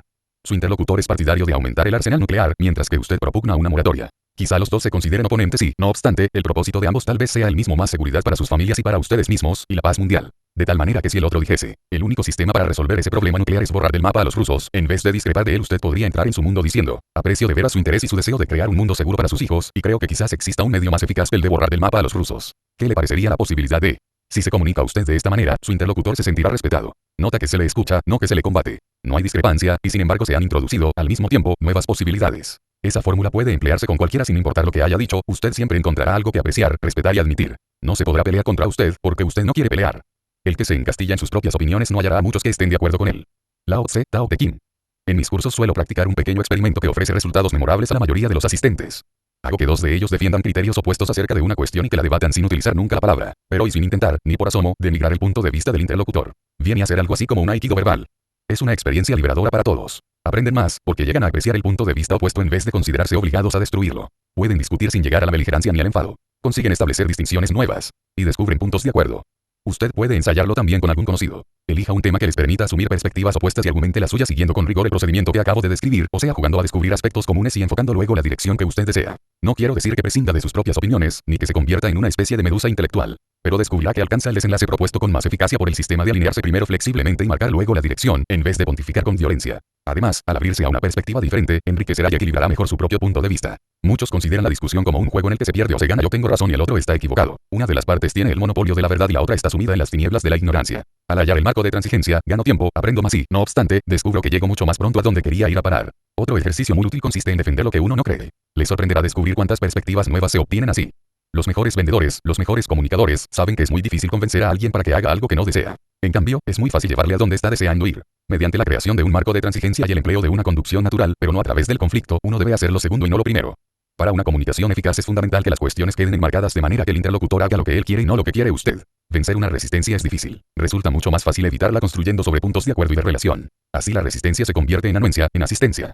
Hay un método para resolver problemas que estriba en redefinirlos, encontrar el camino del acuerdo y no el de la discordia. Otro consiste en romper los patrones. Muchas veces nos colocamos en un estado de bloqueo, durante el cual nos dedicamos a hurgar en la basura mental. Es como cuando la aguja del tocadiscos encuentra un disco rayado, la misma sinfonía aburrida se repite una y otra vez. Para poner fin a esta situación se suele dar un empujoncito a la aguja, o alzarla y continuar en otro lugar. Lo mismo se necesita para salir de un estado de bloqueo, interrumpir de algún modo el patrón, el viejo estribillo fatigante, y empezar de nuevo. A mí me divierte observar lo que siempre ocurre cuando convoco una sesión terapéutica en mi casa de California. Está situada en una finca muy bonita, a orillas del mar. Cuando llega la gente, la belleza del panorama tiende a situarlos en un estado positivo. Yo los contemplo desde el torreón que tiene mi casa. Veo cómo van llegando en coche, se apean, miran a su alrededor con alegría manifiesta y se acercan a la puerta principal. Evidentemente, todo cuanto ven los pone en un estado vital, positivo.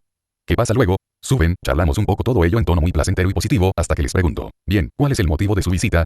Al instante se puede observar cómo dejan caer los hombros, se les vuelven flácidos los músculos faciales, respiran con angustia y adoptan un tono de autocompasión mientras se disponen a desarrollar la letanía de sus penas y deciden ponerse en su estado apesadumbrado. La mejor manera de liquidar ese patrón de comportamiento es demostrar lo fácil que resulta romperlo. Generalmente yo lo consigo diciendo con energía, casi como si estuviera enfadado: usted perdone, pero no hemos comenzado todavía. ¿Qué ocurre? Enseguida replican: disculpe. Se yerguen, reanudan el ritmo normal de la respiración, recuperan la postura y la expresión facial habituales, y vuelven a sentirse bien. Es un mensaje muy fácil de entender. Ya saben cómo ponerse en un estado favorable, y que son ellos mismos quienes eligen el desfavorable. Tienen todos los instrumentos para cambiar su fisiología, sus representaciones internas y su estado, a fin de cambiar instantáneamente su comportamiento. ¿Con cuánta rapidez puede conseguirse esto? En un segundo. He descubierto que la confusión es un gran medio para romper patrones o modelos de conducta. Las personas recaen en las conductas estereotipadas porque no saben comportarse de otra manera. Andan por ahí melancólicas y deprimidas porque creen que con eso suscitarán el interés y la preocupación de otros. Quieren que les pregunten qué les pasa. Es su modo de llamar la atención y así usan sus recursos lo mejor que saben para tratar de cambiar su estado. Si conociera usted a una persona así, ¿cómo reaccionaría? Por una parte, tal vez podría ser lo que se espera de usted, es decir, sentarse e iniciar una conversación larga, profunda y llena de dolorido sentir. Con eso tal vez se sentirá mejor su oponente, pero también se refuerza el patrón. Es decirle a esa persona que no necesita más que mostrarse melancólica para recibir todas las atenciones que desea. Pero ¿y si hiciera usted algo distinto? Si empezase a provocarle, o no le hiciera el menor caso, o se pusiera a ladrar en su cara como un perro, descubrirá que esa persona no sabe cómo reaccionar. De su confusión o de su hilaridad nacerá un patrón distinto para la percepción de esa experiencia. Ahora bien, es evidente que todos necesitamos, a veces, un amigo, alguien con quien hablar. Hay situaciones de tristeza y dolor verdaderos que exigen un oído sensible y comprensivo. Aquí me refiero a comportamientos estereotipados y estados de bloqueo, que son secuencias reiterativas de comportamiento, alimentadas por nosotros mismos y destructivas. Cuanto más se refuerzan, más daño se hace uno mismo. Entonces el verdadero objetivo es mostrar a los afectados cómo cambiar esos patrones y la posibilidad de cambiar su comportamiento. Cuando uno se ve acabado, a merced del primero que quiera darle un golpe, así es como se conduce. Si por el contrario se considera dueño de la situación y cree que puede cambiar sus patrones, entonces puede. Lo malo es que muchas veces nuestra cultura nos dice lo contrario. Afirma que no controlamos nuestro comportamiento, ni nuestros estados, ni nuestras emociones. Muchos han adoptado un modelo terapéutico según el cual estamos a merced de toda una serie de condicionantes, desde los traumas de la infancia hasta los desórdenes de tipo hormonal. Hay que aprender, pues, la lección de que los patrones se pueden interrumpir y cambiar. En un segundo. Richard Bandler y John Grinder se ganaron el mote de interruptores de patrones en la época en que ejercían como terapeutas privados. Bandler cuenta el caso de una visita a un instituto para enfermos mentales, donde les fue presentado un hombre que decía ser Jesucristo. No metafóricamente, ni en espíritu, sino en la carne. Cierto día Bandler fue a verle. ¿Tú eres Jesús?, le dijo. Sí, hijo mío, respondió el hombre. Bandler dijo: volveré dentro de un minuto. El hombre se quedó algo confuso. Al cabo de un rato Bandler regresó con una cinta métrica, le dijo que pusiera los brazos en cruz y le midió la envergadura y la estatura de la cabeza a los pies, tras uno o cual Bandler volvió a salir. Esta vez el hombre se quedó algo preocupado. Poco después, Bandler volvió con un martillo, varios clavos grandes y unos maderos, que empezó a clavar en forma de cruz. El hombre le preguntó: ¿qué haces? Richard clavó el último clavo y preguntó: ¿tú eres Jesús? Otra vez el hombre respondió: tú lo has dicho, hijo mío. Bandler dijo: entonces, ya sabes por qué estoy aquí. De pronto, no se sabe cómo, el hombre recordó quién era en realidad. Su antiguo patrón dejó de parecerle buena idea. No soy Jesús, no soy Jesús. Se puso a gritar. Caso resuelto. Un caso más positivo de interrupción de patrones nos lo proporciona la campaña antitabaco iniciada entre nosotros hace algunos años. Se sugería que cada vez que una persona amada alargase la mano en busca de un cigarrillo, había que darle un beso. En primer lugar se interrumpía así el patrón automático del fumador y, al mismo tiempo, se creaba una experiencia nueva que arrojaba dudas sobre la validez de ese patrón inveterado. La interrupción de patrones también es valiosa en los negocios. Un directivo la ha utilizado para cambiar el modo en que los obreros de su fábrica consideraban el trabajo. Cuando asumió el cargo visitó la factoría, donde precisamente estaban montando un ejemplar del producto de la compañía destinado a su uso particular. Pero cuando este salió de la línea, en vez de aceptarlo tomó otro modelo destinado al público en general. Ni siquiera pudo ponerlo en marcha. Entonces el directivo montó en cólera y dejó bien sentado que exigía que todos los productos de la factoría debían fabricarse como si fuesen para él personalmente. Dijo que a partir de entonces se dejaría caer por allí en cualquier momento a fin de controlar la calidad del producto. La noticia corrió como la pólvora, y la experiencia interrumpió el patrón de negligencia en el trabajo, haciendo que muchos se replanteasen su labor. Como maestro de las relaciones, el directivo consiguió este resultado sin ofender a los trabajadores, sino apelando sencillamente a su amor propio profesional. La interrupción de patrones puede ser de especial utilidad en la política. Recientemente acaeció en Luisiana un buen ejemplo de ello. Un legislador de dicho estado, Kevin Reilly, movió influencias durante toda la legislatura con el fin de obtener más dinero para los institutos de enseñanza media y las universidades del estado. Todos sus esfuerzos resultaron baldíos y el presupuesto no fue aumentado. Cuando salió, furioso del Capitolio estatal, un periodista le pidió su opinión. Reilly lanzó una larga arenga y concluyó que Luisiana no era más que una república bananera. Afirmó: deberíamos declararnos en quiebra, separarnos de la Unión y pedir un crédito al extranjero. Somos los primeros en todo lo que cuenta: analfabetismo, madres solteras, y los últimos en enseñanza. Al principio, estos comentarios desencadenaron un aluvión de críticas, ya que se consideró que se apartaban demasiado de la circunspección habitual del discurso político. Pero no tardó en convertirse en una especie de héroe. Probablemente con aquel exabrupto contribuyó más al cambio de los puntos de vista estatales acerca del presupuesto de enseñanza que con todos los meses anteriores de maniobras febriles. La interrupción de patrones tiene su aplicación en la vida cotidiana. Todos tenemos experiencia de esas discusiones que se salen de madre, en que el tema inicial de la polémica queda olvidado mientras los interlocutores siguen discutiendo, cada vez más encendidos, cada vez más empeñados en ganar, en imponer su punto de vista. Las discusiones así pueden ser de lo más destructivo para cualquier relación. Cuando concluyen, uno piensa cómo demonios hemos llegado tan lejos.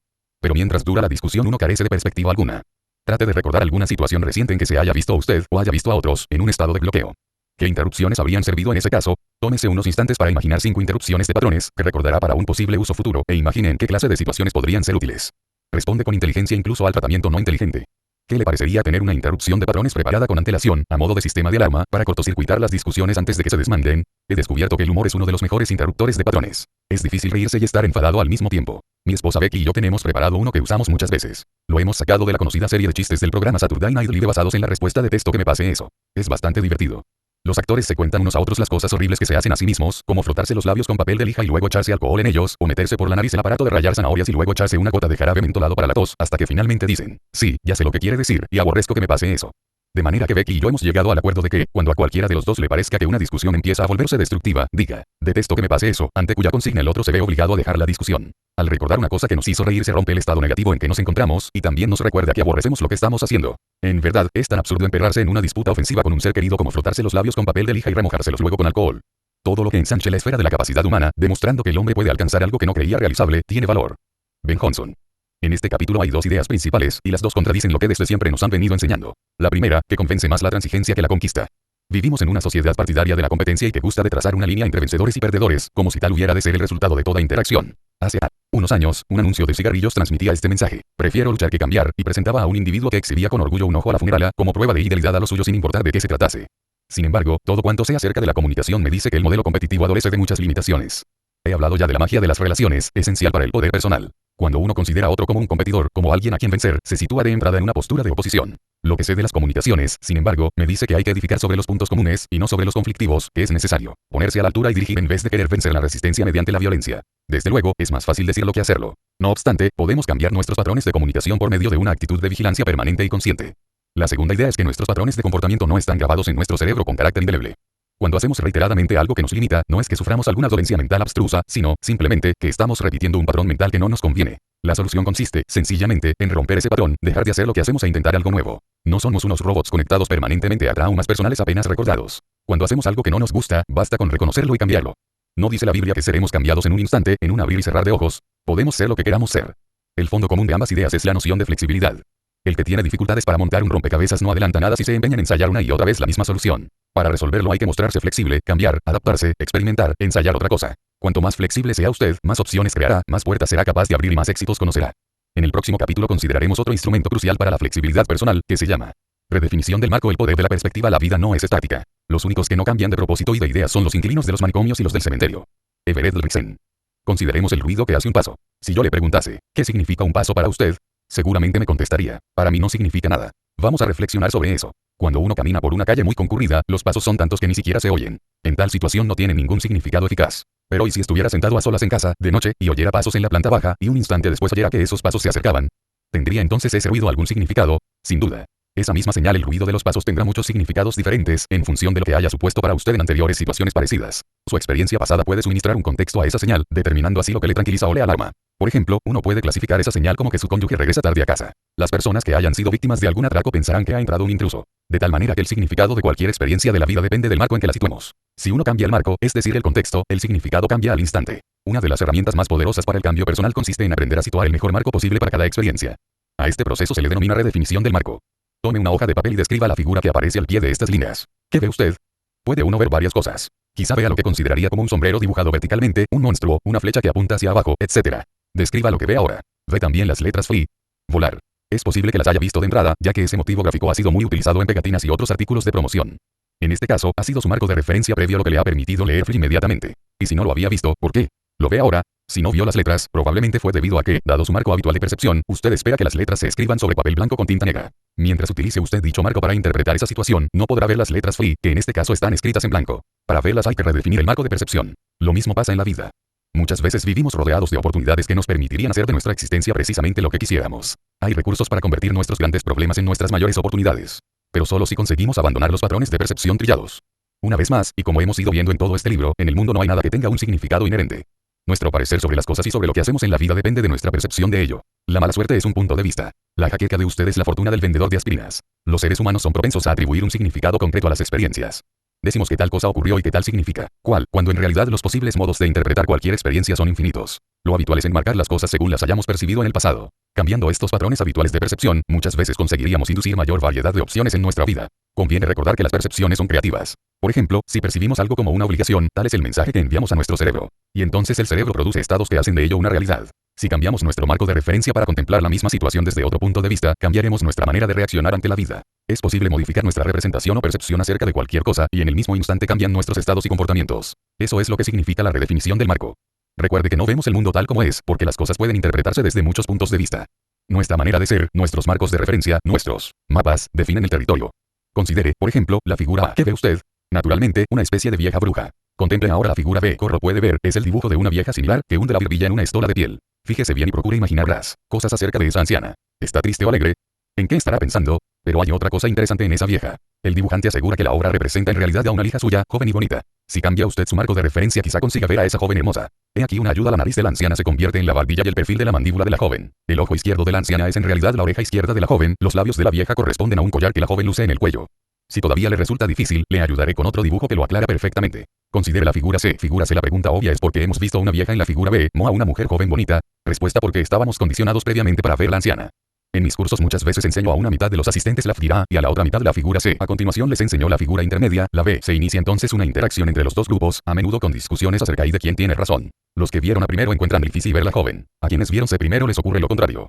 Conviene tener en cuenta que nuestras experiencias pasadas filtran constantemente nuestra capacidad para ver lo que realmente ocurre en el mundo, y que las maneras de considerar o de experimentar cualquier situación son múltiples. El que compra con antelación localidades para un concierto y luego se revende a precio más alto junto a la entrada puede ser tenido por un aprovechado que abusa de los demás. O por alguien que presta un servicio a los que no consiguieron su billete a tiempo o no quieren aguardar su turno en la cola. La clave del éxito en la vida consiste en representarnos siempre nuestras experiencias de manera que nos capacite para producir resultados aún mejores para nosotros mismos y para los demás. Ver a pequeño como él mismo se ve, aceptar la poca fuerza que tenga lo débil, aprovechar la escasa luz que dé lo mortecino, eso es lo que se llama obrar con naturalidad. Lao Tse, Tao Te Ching. En su forma más sencilla, la redefinición del marco estriba en cambiar un juicio negativo a positivo mediante el desplazamiento del marco de referencia utilizado para percibir la experiencia en cuestión. Hay dos tipos principales de redefinición, o manera de alterar nuestra percepción acerca de algo: la redefinición del contexto y la redefinición del contenido. Ambas alteran las representaciones internas y pueden eliminar dolores o conflictos internos y así colocarnos en un estado de mayor dominio de nuestros recursos. La redefinición del contexto consiste en tomar una experiencia que ha parecido mala, decepcionante o indeseable, y demostrar cómo esa misma conducta o la misma experiencia representa en realidad una gran ventaja en otro contexto. La literatura infantil abunda en ejemplos de redefinición del contexto. He aquí uno de ellos: el patito feo sufre mucho por ser diferente, pero su fealdad resulta ser su belleza cuando se convierte en un cisne adulto. La redefinición del contexto es un recurso precioso en los negocios. Nuestro socio, el eterno discrepante, era una carga, hasta que nos dimos cuenta de su gran utilidad como crítico después de los concursos de ideas, por su agudeza para advertir con anticipación cualquier posible inconveniente. Las grandes innovaciones son obra de aquellos que saben redefinir actividades y problemas, sacando de ellos posibles recursos en otros contextos. El petróleo, por ejemplo, antaño desvalorizaba por completo la propiedad en donde se le encontrase, al inutilizarla para los cultivos. En cambio, mire lo que vale ahora. Hace bastantes años, las enormes cantidades de viruta de madera sobrantes de los aserraderos eran un gran problema porque no se sabía cómo librarse de ellas. Alguien se fijó en esos desperdicios y decidió aprovecharlos en otro contexto. Les añadió un aglomerante y un disolvente, e inventó un material sintético. Tras contratar con los aserraderos el servicio de evacuación de toda aquella viruta inútil, desarrolló en solo 2 años un negocio multimillonario, cuya principal materia prima no le costaba absolutamente nada. Eso es, en realidad, el emprendedor: alguien que crea recursos y les confiere una nueva capacidad de generar riqueza. En otras palabras, un hábil redefinidor.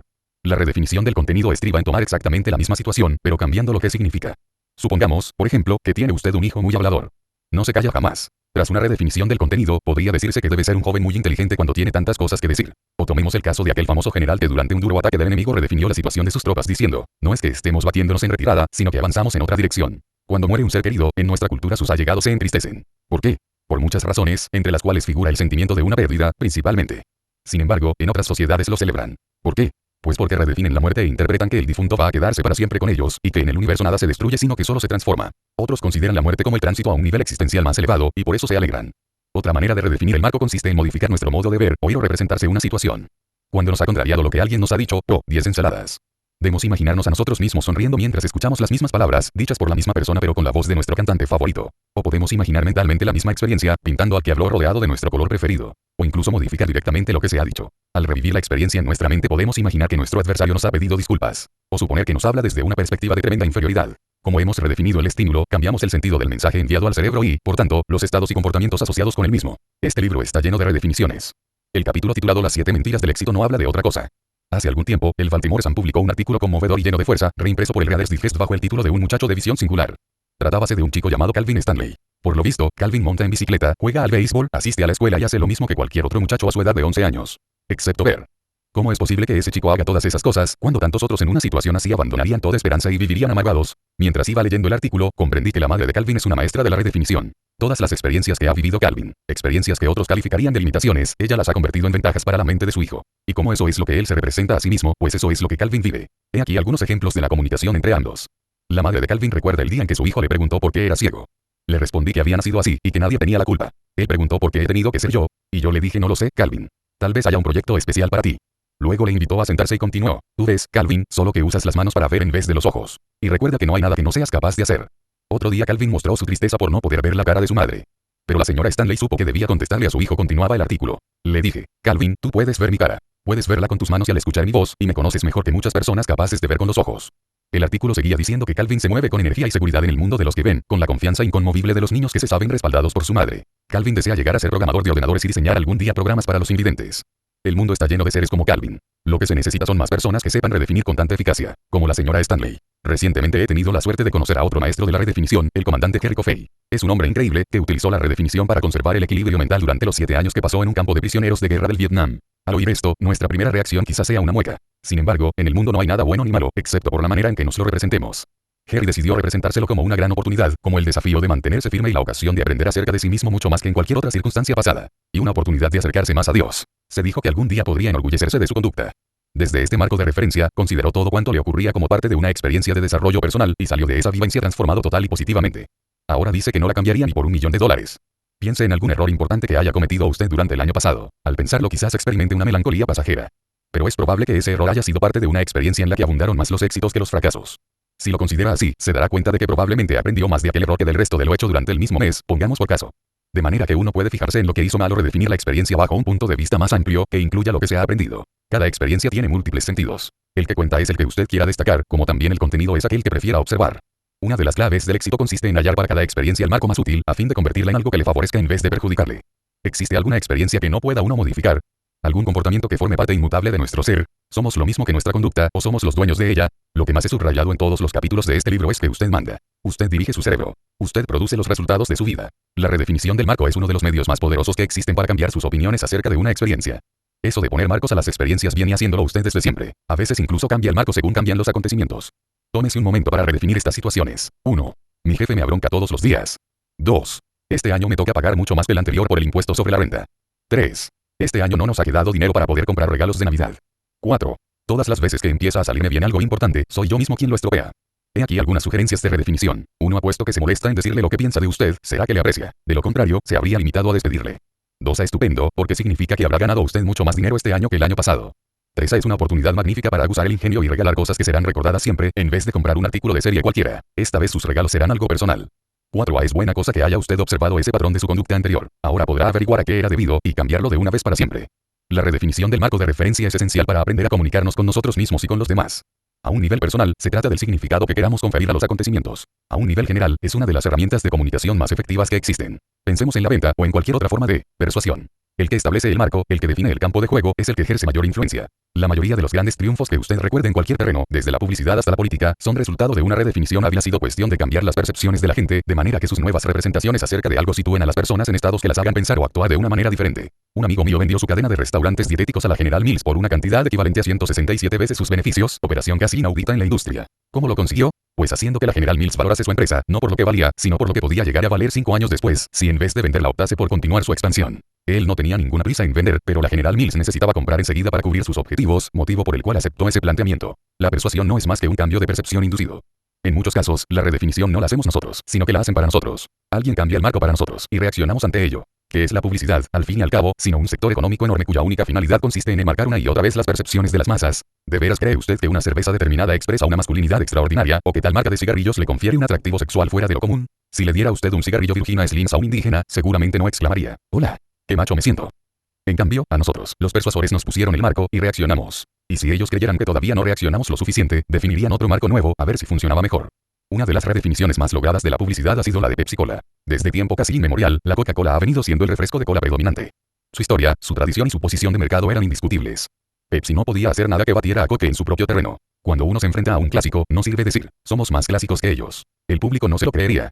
Lo que hizo Pepsi fue cambiar las reglas del juego. Cuando se puso a hablar de la generación Pepsi lanzó su desafío. Pepsi convirtió en fuerza su debilidad. Lo que decía Pepsi era algo así como, sin duda, ellos han sido los reyes, pero veamos qué pasa hoy. ¿Quiere usted un producto de ayer o uno de hoy?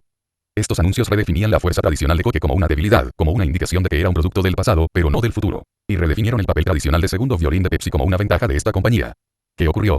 Que finalmente Coke decidió jugar en el terreno de Pepsi, lanzó su paradójica nueva Coke, y el resto ha pasado ya a la historia del marketing. Esperemos a ver si funciona la redefinición de Coke, cuando ofrece al público tanto una antigua Classic Coke como una nueva Pepsi, Coke. No obstante, el caso suministra un ejemplo clásico de redefinición, porque la batalla se centró en la imagen y nada más. Solo era cuestión de ver con cuál de los marcos se quedaba la mente de los consumidores, ya que no hay ningún contenido social inherente en una bebida carbónica y azucarada que solo sirve para estropearle a uno la dentadura. Ni el sabor de Pepsi, comparado con el de Coke, tiene nada que sea inherentemente más contemporáneo. Pero, al cambiar el marco y redefinir las condiciones, Pepsi realizó una de las mayores jugadas de marketing de la historia reciente.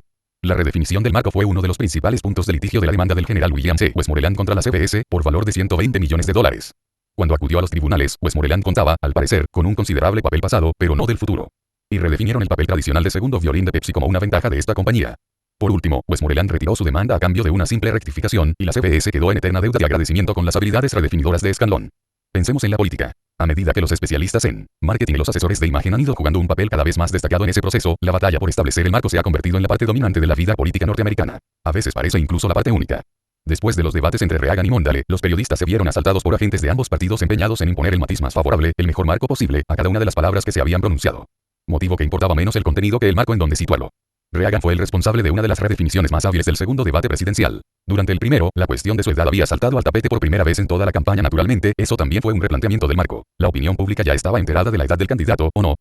Pero su discurso titubeante, y la manera en que informó del mismo la prensa, redefinieron el asunto de la edad, que de simple hecho pasó a convertirse en un posible inconveniente. Durante el segundo debate, Mondale hizo insinuaciones para hacer hincapié en el inconveniente de la edad de Reagan. El público se quedó esperando una reacción indignada de Reagan. Pero él, con su mejor acento de sorpresa fingida, dijo que no, que la cuestión de la edad no debía constituir un tema de la campaña y que él no pensaba explotar la juventud y la inexperiencia de su rival. Con una sola frase redefinió por completo la cuestión, y de tal manera que la misma no volviese a adquirir relevancia durante la campaña. A muchos nos resulta más fácil la redefinición cuando nos comunicamos con los demás que cuando nos comunicamos con nosotros mismos. Si intentamos venderle a alguien nuestro coche viejo, sabemos que es necesario enmarcar nuestra presentación de manera que subraye lo que funciona bien y quite importancia a lo que está estropeado. Si nuestro posible comprador tiene un marco diferente, nuestra tarea consistirá en cambiar su percepción. En cambio, pocos de nosotros dedicamos mucho tiempo a pensar cómo deberíamos enmarcar nuestras comunicaciones con nosotros mismos. Nos ocurre algo, nos formamos una representación interna de esa experiencia y nos figuramos que a partir de entonces hemos de vivir con ella. Piense el lector qué absurdo es eso. Es como darle a la llave del encendido, poner en marcha el coche y dejar que vaya donde quiera. En realidad, necesita usted aprender a comunicarse consigo mismo empleando tanto sentido común, voluntad y persuasión como si estuviera en una transacción comercial. Necesita ponerse a enmarcar y redefinir sus experiencias de tal manera que éstas trabajen a su favor. Para comenzar basta con hacerlo al nivel del razonamiento consciente y ponderado. Todos conocemos a personas que después de un amorío desgraciado caen en una timidez tremenda. Dolidas por las calabazas, rehuyen otras relaciones subsiguientes. En realidad, esa relación anterior les ha proporcionado más alegrías que penas. Por eso les cuesta prescindir de ella. Pero la operación mental consistente en borrar los buenos recuerdos y poner énfasis en los malos es el peor marco posible para una experiencia. La solución estriba en cambiar el marco, ver las alegrías, lo que se ha ganado y aprendido. Entonces se actuará a partir de un marco positivo y no negativo, lo cual permitirá iniciar en el futuro relaciones mucho mejores. Tómese un minuto para recordar 3 situaciones de la vida que le desborden. ¿De cuántas maneras diferentes puede verse cada una de esas situaciones? ¿Cuántos marcos logra situar alrededor de ellas? ¿Qué se aprende al verlas de modo diferente? ¿En qué medida surgen posibilidades de actuar de manera distinta? Me parece estar oyendo a algunos de mis lectores mientras dicen, eso no es fácil. A veces me siento demasiado deprimido para hacerlo. De eso, ni hablar. ¿Qué es la depresión? Es un estado. Recuerda que en este libro hemos comentado ya el tema de la asociación/disociación. Una condición previa para situarse a sí mismo en otro marco es la facultad de disociarse de la experiencia deprimente y verla bajo una perspectiva nueva. Entonces podrá cambiar su representación interna y su fisiología. Si se hallaba usted en un estado de privación de sus recursos, ahora ya sabe cómo cambiarlo. Si ha colocado algo en un marco que no es favorable para usted, cambie el marco.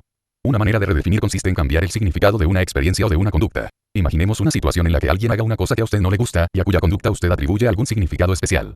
Podría ser el caso de un matrimonio en que el marido fuese muy aficionado a cocinar y muy deseoso de recibir alabanzas por su habilidad culinaria. La mujer guarda silencio durante la comida, con gran contrariedad por parte del hombre. Si le agrada el plato, debería decirlo. Si no dice nada, es que no le gusta. ¿Qué se podría hacer para redefinir su percepción de la conducta de su mujer?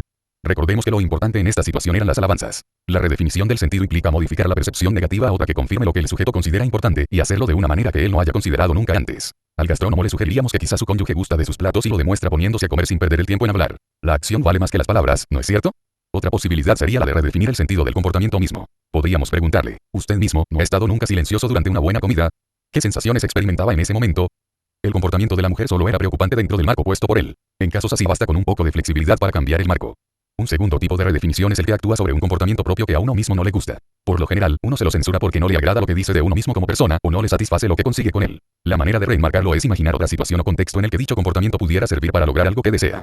Supongamos que es usted un vendedor y que se ha tomado mucho trabajo en conocer su producto al dedillo. Pero, una vez en la situación de la venta, tiende a inundar a sus clientes con tantas informaciones que los confunde, de manera que a veces posponen la decisión de comprar. La pregunta aquí es esta: ¿en qué otra coyuntura podría ser eficaz ese comportamiento? Y si se dedicase a escribir textos publicitarios o, mejor aún, documentación técnica sobre el mismo producto, dominar una gran cantidad de información y saber cómo encontrarla incluso podría serle útil para estudiar una carrera o ayudar a sus hijos en los estudios. Como se ve, el problema no está en el comportamiento mismo, sino en la aplicación que se le da. ¿Puede usted imaginar otros ejemplos de su propia vida? Todos los comportamientos humanos son útiles en algún contexto. El hábito de dejar las cosas para otro día quizá parezca uno de los más inútiles, pero no sería bueno dejar para otro día las tristezas o los enfados. Hasta aplazarlos indefinidamente. Practique ejercicios de redefinición de cualesquiera imágenes o experiencias que sean una fuente de preocupación para usted. Piense, por ejemplo, en una persona o en un caso de esos que se convierten en una obsesión. Usted vuelve a casa después de una jornada pésima y no consigue pensar en otra cosa sino en ese proyecto ridículo que su jefe le encargó a última hora. En vez de distanciarse de él, usted se ha traído la frustración a casa. Está mirando la televisión con sus hijos y al mismo tiempo no deja de pensar con enfado en el estúpido de su jefe y en su proyecto idiota.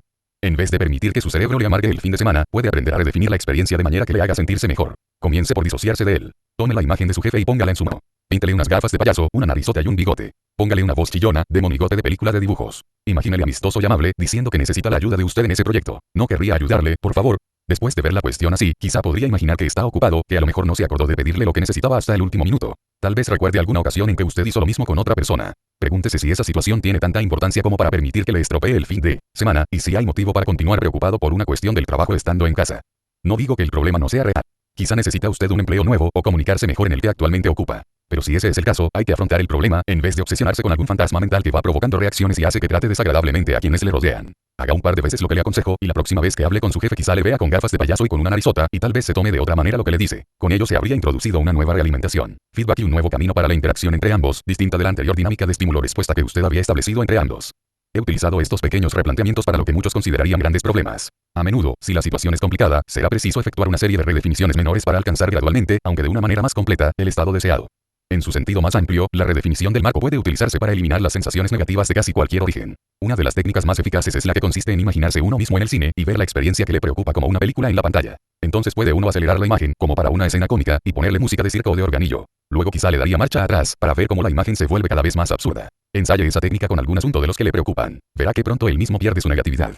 La misma técnica puede servir para las fobias, solo que en este caso hay que emplearse a fondo. He aquí por qué. Una fobia está arraigada con frecuencia a un nivel senestésico muy profundo, por lo que será preciso distanciarse mucho más de ella para realizar una redefinición del marco que resulte eficaz. Las reacciones fóbicas son tan fuertes que pueden producirse con solo pensar en lo que uno teme. Para tratar a pacientes así hay que disociarlos varias veces de sus representaciones. A este procedimiento le llamamos doble disociación. Si tiene usted una fobia en relación con algo, ensaye el ejercicio siguiente. Retroceda mentalmente a una época en que se sintiera totalmente dueño de sus recursos y lleno de vitalidad. Retrotráigase a ese estado y experimente otra vez esas sensaciones de fuerza y confianza en sí mismo. Ahora se verá a usted mismo como si estuviera rodeado de una burbuja protectora de energía radiante. Una vez dotado de esa protección, entre en su cine mental favorito. Busque una butaca confortable y bien situada frente a la pantalla. Luego imagine que se separa usted de su cuerpo y vuela hacia la cabina de proyección, siempre notando la burbuja protectora a su alrededor. Mire hacia abajo y véase a sí mismo sentado entre el público, mirando a la pantalla que está en blanco. Hecho esto, fíjese en la pantalla y proyecte una imagen fija y en blanco y negro de la fobia o de cualquier otra experiencia terrible que le tenga preocupado. Usted mira hacia abajo, viéndose a sí mismo sentado entre el público que observa lo que sucede en la pantalla, de lo cual, por tanto, se disocia doblemente. En tales condiciones, pase al revés la película de blanco y negro y a gran velocidad, de modo que el motivo de su preocupación aparezca como una vieja película de aficionado o una comedia antigua. Observe las reacciones de hilaridad mientras se contempla a sí mismo entre el público que mira la película. Vamos a avanzar un paso más. Esa parte de usted que realmente está en posesión de sus recursos, la que ha ido a la cabina de proyección, debe regresar ahora flotando a la localidad donde usted está sentado y luego ponerse en pie y avanzar hacia la pantalla. Debe poder hacerlo en estado de mucha fuerza y confianza en sí mismo. Luego dígale a su antiguo yo que ha estado observándole y que se le han ocurrido 2 o 3 maneras de ayudarle a cambiar esa experiencia, 2 o 3 redefiniciones del sentido o del contenido que le ayudarán a superarlo de otro modo, ahora y en el futuro. Modos que el otro yo más reciente, con sus percepciones actuales y más maduras, domina a la perfección. Puede ir olvidando toda esa angustia y ese miedo. Ahora tiene más recursos que cuando era joven, y esa vieja experiencia es historia y nada más.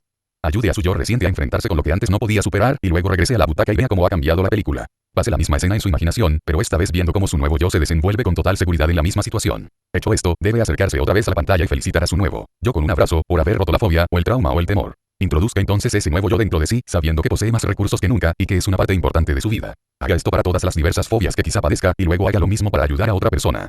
Esa puede ser una experiencia de poder increíble. Yo he tratado con personas que padecían fobias tremendas de toda la vida, y he conseguido librarlas de sus temores, muchas veces en cuestión de minutos. ¿Cómo es eso posible? Para entrar en un estado fóbico se necesitan unas representaciones internas determinadas. Si usted cambia esas representaciones, cambiará el estado que esa persona crea cuando piensa en la experiencia.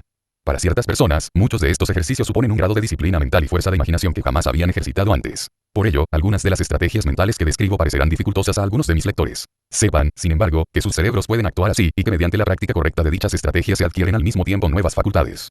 En esto de la redefinición del marco conviene tener en cuenta que todo comportamiento humano tiene sentido en algún contexto. Cuando uno fuma, no es que tenga ganas de llenarse los pulmones de carcinógenos. Lo hace porque fumar le relaja o le da seguridad en ciertas situaciones sociales. Ha adoptado ese comportamiento con el fin de crear un cierto beneficio para sí mismo. Por eso, en algunos casos puede resultar imposible la redefinición del comportamiento si no consideramos la necesidad subyacente que tal comportamiento venía a satisfacer. Este problema se plantea algunas veces en los que recurren a la terapia del electrochoque para quitarse el vicio de fumar. Puede ocurrir que el tratamiento los arroje a otro hábito igualmente pernicioso, como la ansiedad o el comer en exceso. No digo que sea un tratamiento malo, sino que no sirve para descubrir el móvil inconsciente y alcanzar el objetivo con más elegancia. Todo comportamiento humano es adaptativo en un sentido u otro y tiende a satisfacer una necesidad. Resulta fácil conseguir que los fumadores aborrezcan el tabaco. Pero antes de hacerlo he de garantizar que voy a crear para ellos nuevas opciones y pautas de comportamiento que satisfagan sus necesidades sin efectos secundarios negativos como los de fumar. Si el tabaco les hacía sentirse relajados, seguros o centrados, necesitan sustituirlo por una conducta que resuelva más elegantemente la misma necesidad. Richard Wagner y John Gardner han elaborado un proceso de redefinición en 6 fases para convertir en deseable cualquier conducta indeseable que uno tenga, manteniendo los beneficios importantes que suministraba la conducta anterior. 1. Identifique el patrón o conducta que desea cambiar. 2. Establezca comunicación con aquella parte de su mente inconsciente que genera dicha conducta. Sitúese interiormente y hágase a sí mismo la pregunta siguiente, en actitud pasiva pero atenta, al objeto de detectar y tomar nota de cualesquiera variaciones de sensación corporal, imagen visual o sonido que se produzcan como respuesta a su pregunta, que será la siguiente. ¿Querrá esa parte de mí que genera la conducta X comunicarse conmigo en el plano consciente? Luego pídale a esa parte, a la que llamaremos parte X, que intensifique esa señal si quiere comunicar un sí o que la atenúe si desea comunicar un no. Ensaye ahora la respuesta pidiéndole a esa parte que diga sí y luego no, a fin de poder distinguir entre ambas respuestas. 3. Separe la intención del comportamiento. Agradezca a esa parte la buena disposición para colaborar. Pregúntele luego si está dispuesta a revelarle lo que intenta hacer por usted al generar la conducta X. Al formular tal pregunta, preste atención otra vez para detectar el sí o el no como respuesta. Tome nota de los beneficios que ese comportamiento ha producido en el pasado y dé gracias a esa parte de usted por haber cultivado unos beneficios tan importantes. 4.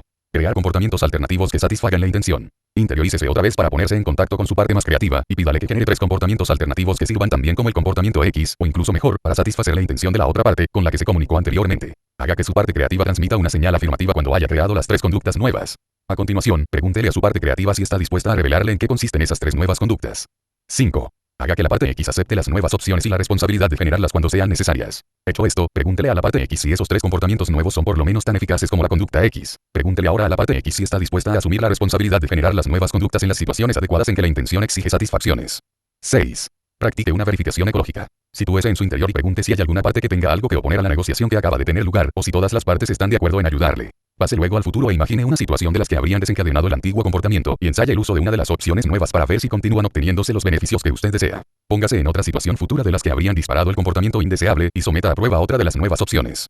Si se recibe la señal de que alguna otra parte se opone a estas nuevas opciones, hay que volver a empezar desde el principio, identificar la parte que objeta, los beneficios que ha recibido de ella en el pasado y ponerla a negociar con la parte X para generar nuevas opciones que mantengan los beneficios de siempre pero dejando abierto el conjunto de nuevas posibilidades. Puede parecer un poco extravagante eso de hablar con partes de uno mismo, pero es un patrón hipnótico elemental cuya utilidad han demostrado los trabajos de Erickson, Bandler y Grinder. Por ejemplo, si se descubre usted el hábito de comer en exceso, podría ensayar el patrón del tristras para generar nuevos tipos de conducta o identificar aquella como la que desearía cambiar. Pídale a su inconsciente que le comunique cuáles han sido en el pasado los beneficios de aquel patrón. Quizá descubra que utilizaba los alimentos para cambiar su estado cuando se sentía solo, o tal vez le servía para crear una sensación de seguridad y para aliviar el nerviosismo. A continuación podría generar 3 maneras nuevas de proporcionarse la sensación de bienestar y compañía, o la de seguridad y relajación. Tal vez fuese útil hacerse socio de un club naturista higienista, donde la estructura de la situación le facilitaría el trato con otras personas y la seguridad que proporcionan unas relaciones amistosas, junto con el consuelo que proporciona el adelgazar y saber que uno está mejorando su aspecto físico. O también dedicarse a la meditación para generar un sentimiento de unidad con el universo, mediante cuya relación podrá alcanzar una seguridad y una relajación superiores a las que le proporcionaba la comida. Una vez ideadas esas alternativas, vea si le parecen congruentes, esto es, si su yo entero apoya el empleo de esas nuevas opciones en el futuro. De confirmarse esa congruencia o coherencia, aquellas opciones producirán comportamientos que ahora le ayudarán a conseguir lo que desea sin necesidad de atiborrarse de comida para obtenerlo. Luego pase al futuro y ensaye mentalmente esas nuevas opciones, disfrutando de su nuevo comportamiento. Incluso puede practicar un patrón de tristras para sustituir el comportamiento inveterado por el nuevo que se desea arraigar, una vez confirmado que éste satisface las necesidades inconscientes mejor y sin los inconvenientes de aquel. Se habrá abierto a usted nuevas posibilidades. Casi cualquier experiencia aparentemente negativa puede que la parte responsable del comportamiento asuma la responsabilidad de actualizar las conductas alternativas y que el sujeto experimente la conducta modificada. Verificación de congruencia. Alguna parte plantea objeciones. Que la parte creativa, juntamente con la responsable del comportamiento, elabore otras 3 maneras de obtener los beneficios. Descubra los beneficios que tal vez no estén al alcance de la mente consciente. Establezca un sistema de señales. Si acceda a la parte de la persona que ha sido responsable del comportamiento. Volver a enmarcarse para convertirla en positiva. ¿Cuántas veces no habrá dicho usted? Algún día reiremos recordando esto. Siendo así, ¿qué nos impide mirar hacia atrás y reírnos de ello ahora mismo? Todo es cuestión de perspectiva. Conviene observar que uno puede reprogramar la representación de otro por medio de técnicas como la del Tristras y otras, pero que si nuestro paciente obtiene más beneficios del comportamiento antiguo que de las nuevas opciones recién desarrolladas, probablemente recaerá en el primero. Por ejemplo, si tratamos a una mujer que padece un entumecimiento inexplicable en un pie y averiguamos lo que se opera en su mente y en su fisiología para que ello ocurra, y le enseñamos a enviar señales a su cuerpo de tal manera que deje de producirse ese entumecimiento, el problema quedará solventado. Pero podría reproducirse cuando ella regrese a casa, si deja de obtener los importantes beneficios derivados que le proporcionaba el pie entumecido, como que su marido lave los platos, tenga atenciones con ella, le dé masajes en los pies, etc. Durante las primeras semanas o meses él estará muy contento de que haya desaparecido la dolencia de su mujer. Al poco, sin embargo, y puesto que el problema ya no existe, no solo querrá que ella se ponga otra vez a lavar los platos, sino que dejará de darle masajes en los pies, e incluso es posible que deje de dedicarle tantas atenciones. Y hete aquí que el problema reaparece misteriosamente. No es que lo haga de manera consciente. Para su mente inconsciente, el comportamiento antiguo era mucho más eficaz en cuanto a conseguir lo que se deseaba. Y toma. Otra vez el pie entumecido. En un caso así, hay que encontrar otros comportamientos que le proporcionen experiencias de la misma calidad con su esposo. Es preciso que el nuevo comportamiento satisfaga más del anterior. En uno de mis cursos de entrenamiento, una mujer que había estado ciega durante 8 años me pareció anormalmente hábil y atenta. Más tarde descubrí que no era ciega en absoluto, pero había vivido como si lo fuese. ¿Por qué? Años atrás sufrió un accidente que le produjo una merma parcial de visión. En estas circunstancias las personas que la rodeaban le dedicaron grandes muestras de atención y cariño, más que en ninguna ocasión anterior, según su experiencia. Además, empezó a darse cuenta de que al realizar incluso las tareas cotidianas más corrientes suscitaba gran admiración entre las personas que la creían totalmente ciega. Como le dispensaban atenciones extraordinarias, ella mantuvo ese comportamiento, a ratos incluso persuadiéndose ella misma de que era ciega. No conocía ningún medio más poderoso para conseguir que los demás reaccionasen ante ella con actitudes de atención y cariño. Incluso los desconocidos se mostraban atentos con ella. Tal comportamiento solo sería abandonado si se le hiciera descubrir algo más grande, o algo que le proporcionase beneficios superiores a los ofrecidos por aquel. Hasta aquí nos hemos fijado en las maneras de redefinir las percepciones negativas para convertirlas en positivas. Pero no quiero que el lector considere la redefinición del marco como una medida terapéutica, como un recurso para alejarse de las situaciones que uno considera malas para aproximarse a las que le parecen buenas. En realidad, la redefinición no es más que una metáfora que designa capacidades y posibilidades. Son muy pocas las cosas de la vida que no puedan redefinirse para mejorarlas. Uno de los marcos más importantes que hay que considerar es el de las posibilidades. Muchas veces nos apoltronamos en la rutina. Conseguimos resultados confortables, cuando podríamos lograrlos espectaculares. Así que, por favor, ensaye este ejercicio, haga una lista de 5 sus actividades actuales de las que se sienta pasablemente satisfecho. Podría tratarse de relaciones que funcionan bien, de éxitos en el trabajo, de algo que tenga que ver con sus hijos o con sus finanzas. Imagínelas ahora todavía mejores. Dedique unos cuantos minutos a esta reflexión. Seguramente le sorprenderá descubrir muchas maneras de mejorar drásticamente su vida. Redefinir las posibilidades es algo que todos podemos hacer. Basta con la flexibilidad mental que nos mantiene atentos a lo posible y con el poder personal para emprender la acción. Voy a añadir una última idea que es aplicable a todo lo expuesto en este libro. La redefinición del marco es otro instrumento mental eficaz que usted puede sacar de su caja de herramientas mentales cuando haga falta para producir mejores resultados. Considérela, en un sentido amplio, como un proceso permanente de exploración de supuestos y hallazgo de contextos útiles. Los líderes y otros grandes comunicadores son maestros en el arte de remarcar. Saben cómo motivar y potenciar a la gente tomando cualquiera de las cosas que ocurren para convertirla en un modelo de lo posible. Esto lo demuestra una famosa anécdota de Tom Watson, el fundador de la IBM. Uno de sus subordinados acaba de cometer una equivocación tremenda que le había costado $10 millones a la compañía. Cuando Watson le llamó a su despacho, el empleado dijo: "Supongo que quiere mi dimisión". Watson le miró fijamente y replicó: "¿Lo dice en broma? Acabamos de invertir 10 millones en la educación de usted. Todo lo que pasa encierra una lección válida. Los mejores líderes son los que aprenden esa lección y colocan el marco más estimulante a los acontecimientos externos. Esto es cierto para la política, los negocios, la enseñanza y también en la vida privada. Todos conocemos a individuos que son redefinidores negativos. Por mucho que brille una situación determinada, ellos siempre consiguen ver alguna nube negra. Sin embargo, para cada actitud paralizante y para cada conducta contraproducente existe una redefinición eficaz. ¿Le disgusta algo? Cámbielo. ¿Se comporta usted de una manera que no le favorece? Haga algo distinto. Existe un sistema que, además de permitir la producción de comportamientos eficaces, garantiza la disponibilidad de los mismos cuando hacen falta. En el próximo capítulo aprenderemos a suscitar o generar cualquier conducta útil en el instante deseado, viendo los sistemas para anclarse a sí mismo el éxito. Haz lo que puedas, con lo que tengas, estés donde estés. Theodore Roosevelt. A ciertas personas, yo soy una de ellas, usted quizá también, se les pone la piel de gallina cada vez que ven la bandera de los Estados Unidos. Si se analiza bien, es una reacción bastante extraña. Al fin y al cabo, una bandera no es más que un trozo de tela con un motivo decorativo de colores. Nada hay en ella que sea inherentemente mágico. Pero, como es lógico, esa interpretación omite lo esencial. Sí, en efecto no es más que una pieza de tela. Pero, al mismo tiempo, viene a representar todas las virtudes y características de toda una nación. De tal manera que, cuando uno ve una bandera, también ve un símbolo poderoso y evocador de todo lo que esa nación representa. La bandera, como otras muchas cosas que nos rodean, es un ancla, un estímulo sensorial unido a un conjunto determinado de estados. Un anclaje puede ser una palabra, una frase, un contacto o un objeto. Puede ser algo de lo que vemos, oímos, tocamos, olfateamos o saboreamos. Las anclas son muy potentes porque dan acceso instantáneo a estados de gran fuerza. Es lo que ocurre cuando uno ve la bandera. Advertimos inmediatamente las emociones y sentimientos intensos que, a su vez, representan lo que sentimos acerca de la nación en su totalidad, al haberse vinculado o asociado tales sensaciones con unos determinados colores y figuras sobre la tela. Nuestro mundo está lleno de anclajes, unos profundos y otros triviales. Si yo le sugiero, los caballeros las prefieren.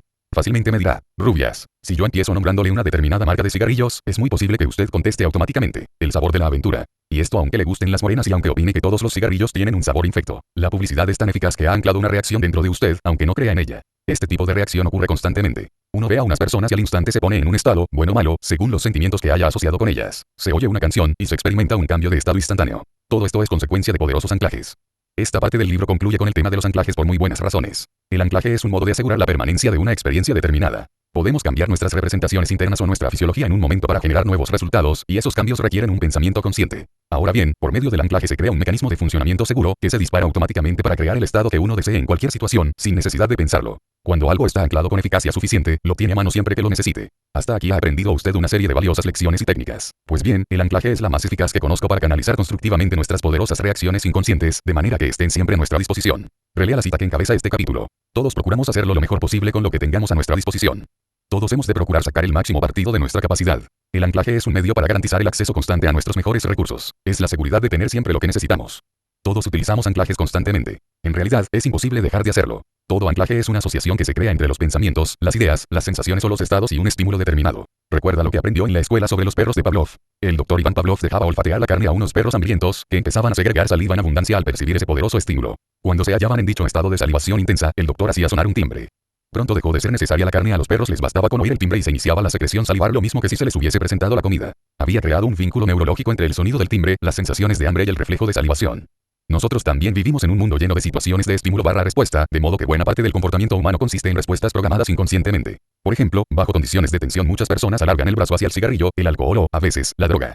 Ni siquiera lo piensan. Son como los perros experimentales de Pavlov. En realidad, a muchas de esas personas les gustaría cambiar su comportamiento, pues se dan cuenta de que es inconsciente e incontrolable. La clave estriba en tomar conciencia del proceso, de manera que, si no se recibe ayuda de los anclajes existentes, puedan ser eliminados y sustituidos por nuevos vínculos estímulo/respuesta que automáticamente le pongan a uno en los estados que desea. Así pues, ¿cómo se crean los anclajes? Siempre que un individuo se encuentre en un estado de gran intensidad con fuerte solicitación simultánea del cuerpo y del espíritu, si bajo estas condiciones se le proporciona de manera simultánea y regular un determinado estímulo coincidiendo con el momento culminante de dicho estado, se creará entre este y el estímulo un vínculo neurológico. Más adelante, cada vez que aparezca el estímulo se suscitará aquel estado intenso de manera automática. Cantamos el himno nacional, con lo que se crean ciertas sensaciones en nuestro organismo, y contemplamos la bandera. Repetimos el juramento de fidelidad y vemos la bandera. Al cabo de muy poco tiempo, la mera contemplación de la bandera suscita automáticamente esos sentimientos. Sin embargo, no todos los anclajes son asociaciones positivas. Algunos son desagradables, o algo peor. Si le ponen a uno una multa por exceso de velocidad, cada vez que pase por el mismo punto kilométrico experimentará una descarga de temor. ¿Cómo se siente usted cuando ve el intermitente de la policía en el retrovisor? ¿No modifica eso su estado de modo instantáneo y automático? Uno de los factores que influyen en la potencia de un anclaje es la intensidad del estado originario. A veces las personas sufren una experiencia fuertemente desagradable, como llama al gato Warf. Una disputa con la esposa o con el jefe, y a partir de entonces, cada vez que ven la cara del otro montan en cólera interiormente. Cuando esto ocurre, la relación o el empleo pierden todo el interés que pudieran tener para uno. Si padece usted alguno de esos anclajes negativos, en este capítulo aprenderá cómo reemplazarlos por otros positivos. No será necesario que se domine voluntariamente, sino que le sucederá de manera automática. Muchos anclajes son agradables. Uno quizá relacione cierta canción de los Beatles con un verano maravilloso, y durante el resto de sus días cada vez que oiga la canción recordará aquellas vacaciones inolvidables. Otro culmina una tarde perfecta con su amor compartiendo un pastel de manzana con helado de chocolate, y a partir de entonces ese va a ser su postre favorito. Sin pensarlo, todos los días, como los perros de Pavlov, usted tiene experiencias que crean anclajes y condicionan sus reacciones de una forma determinada. En la mayoría de nosotros se han formado anclajes al azar. Nos bombardean los mensajes de la televisión, la radio y la vida cotidiana. Unos se convierten en anclajes y otros no, en gran parte en función de la mera casualidad. Si uno se encuentra en un estado potente, bien sea positivo o negativo, y entra en contacto con un estímulo determinado, hay más posibilidades de que él mismo quede anclado. Por otra parte, la constancia de un estímulo favorece la asociación y es, en este sentido, una herramienta de anclaje. La audición repetida, digamos, de un estribillo publicitario, acaba por anclarlo en el sistema nervioso. Lo bueno de todo ello es que uno puede aprender a dominar ese proceso de anclaje, lo cual permite instalar anclajes positivos y desterrar los negativos. Sabemos que los líderes triunfadores de la historia han utilizado a menudo los anclajes culturales que encontraban en su ambiente. Cuando un político se pone la bandera por toga, su intención no es otra que explotar la magia de ese anclaje tan poderoso. Quiere asociarse con todas las emociones positivas que se vinculan con la bandera. En el mejor de los casos, ese proceso puede crear un sano lazo común, un vínculo alrededor del patriotismo. Recordemos los sentimientos que a los norteamericanos nos invaden el día 4 de julio. No es de extrañar que ningún aspirante a un cargo público deje de hacer acto de presencia en el desfile conmemorativo. En el peor de los casos, en cambio, tal anclaje suministra la demostración de las más bajas pasiones colectivas. Hitler fue un genio de la creación de anclajes. Supo vincular determinados estados mentales y emotivos con la esvástica, los desfiles al paso de la oca y las manifestaciones de masas. Creaba estados de gran intensidad en la gente, y mientras mantenía en ellos a quienes le escuchaban, seguía proporcionándoles unos estímulos concretos y exclusivos. De manera que, más adelante, le bastaba con ofrecer los mismos estímulos. Por ejemplo, el saludo brazo en alto para evocar todas las emociones que había vinculado a aquellos. Y recurría constantemente a esos instrumentos o herramientas para manipular las emociones, y por consiguiente los estados y el comportamiento de todo un país. En nuestro capítulo sobre la redefinición del marco subrayábamos que los mismos estímulos pueden tener significados diferentes en función del marco en que se sitúan. El anclaje funciona lo mismo en sentido positivo que en el negativo. Hitler vinculaba emociones de poder, de fuerza y de orgullo a los símbolos nazis usados por los miembros del partido. Y también vinculaba estados de temor en el ánimo de sus oponentes. ¿Tenía la esvástica el mismo significado para un miembro de la comunidad judía que para un militante de las tropas de asalto? Evidentemente, no. Pero la comunidad judía supo tomar esa experiencia histórica y crear un poderoso anclaje positivo que la ayudó a construir una nación y a defenderla en condiciones que a cualquiera le hubieran parecido desesperadas. El anclaje auditivo del nunca más que utilizan muchos judíos los sitúa en estado de total disposición a hacer lo que sea necesario para defender sus derechos de soberanía. Muchos analistas políticos opinan que Jimmy Carter cometió un error cuando intentó desmitificar la función de presidente de los Estados Unidos. Al menos durante su primer mandato, recortó los anclajes más poderosos de la presidencia, la pompa y la ceremonia, y detalles como el himno de salutación a Hilto de Chiet. El propósito tal vez fuese admirable, aunque desde el punto de vista táctico quizá debamos calificarlo de imprudente. Los líderes alcanzan su máxima eficacia cuando están en disposición de utilizar anclajes fuertes para concitar apoyo alrededor de ellos. Pocos presidentes se han arropado en la bandera con tanta asiduidad como Ronald Reagan. Esté usted de acuerdo con su política o no, es difícil no admirar su habilidad o la habilidad de sus asesores en el uso del simbolismo político. El anclaje no es un fenómeno limitado a las emociones y experiencias más profundas. Los cómicos son maestros en esa técnica. Saben cómo emplear un tono de voz determinado, un latiguillo o una mueca que provocan la risa al instante. ¿Cómo lo consiguen? Haciendo alguna cosa que mueva a risa, y mientras usted se halla en ese estado intenso y bien definido, suministran un estímulo determinado y original, como una cierta sonrisa o mueca, o quizás un tono de voz especial, y eso lo repiten constantemente hasta que el estado de hilaridad se asocia con esa expresión. Al cabo de poco tiempo, les basta con hacer la mueca para obligarnos a reír. Richard Pryor es uno de los maestros en esto. En cuanto a Johnny Carson, se ha anclado a sí mismo en la cultura estadounidense. No tiene más que sonreír sardónicamente, con su mueca llena de sobreentendidos, y el público ríe antes de que haya terminado de contar el chiste. Lo ha hecho tantas veces antes, que todos conocen lo que se avecina, y en sus mentes se disparan los mismos estados. O como cuando Rodney Dangerfield dice, tomemos a mi mujer, por ejemplo. Esas palabras no dicen nada inherentemente divertido. Lo que sucede es que la frase va anclada a un chiste tan conocido, que casi cualquier persona puede reír empleando esas 6 palabras. Séame permitido mencionar como ejemplo una ocasión en que pude sacar el máximo provecho de los anclajes disponibles. John Rinder y yo negociábamos con el ejército de los Estados Unidos la creación de una serie de nuevos modelos de instrucción para mejorar la eficacia en diversas especialidades. El general que se encargaba del asunto nos organizó una reunión con los oficiales responsables, a fin de discutir las fechas, los precios, los lugares y todo lo demás. Entonces nos reunimos en una gran sala de conferencias, alrededor de una mesa en forma de herradura. Ocupaba la cabecera de la misma el sillón reservado para el general y, aunque este no hizo acto de presencia, estaba claro que esa poltrona era el anclaje más poderoso de aquella habitación. Todos los oficiales la trataban con el mayor respeto. Desde allí se tomaban las grandes decisiones y emanaban las órdenes que nadie osaba discutir. Tanto John como yo nos dedicamos a dar vueltas por detrás de la poltrona, a tocarla, e incluso, de vez en cuando, nos sentábamos en ella. Esto lo repetimos hasta que hubimos transferido a nuestras personas parte de la representatividad que para aquellos oficiales ostentaba su general y aquel símbolo de poder. Cuando llegó el momento de manifestar el precio que pretendíamos cobrar, me mantuve en pie al lado del asiento del general y expuse nuestras condiciones con el tono de voz más decidido y la postura fisiológica más autoritaria que pude. Durante las negociaciones previas se había regateado algo nuestro precio, pero esta vez nadie se atrevió a discutirlo. Aprovechando el anclaje del sillón del general pudimos conseguir un precio justo sin perder el tiempo en negociaciones de tira y afloja. El punto quedó tan resuelto como si los hubiera hecho cuadrarse delante de mí. Muchas negociaciones a alto nivel, en efecto, utilizan también eficaces procedimientos de anclaje. Este es también un instrumento empleado por muchos deportistas profesionales. Quizá no le den ese nombre, o incluso ni siquiera sepan que lo hacen, pero aplican el principio. Algunos atletas que parecen a menudo desmotivados revelan luego un anclaje a situaciones de apuro, ya que solo a partir de estas entran en un estado de mayor eficacia y dominio de sus recursos, y obtienen los resultados más sorprendentes. Otros tienen un ritual para desencadenar ese estado en sí mismos, como los jugadores de tenis que botan la pelota a un ritmo determinado, o usan una cierta pauta de respiración para situarse en el estado óptimo antes de efectuar el servicio.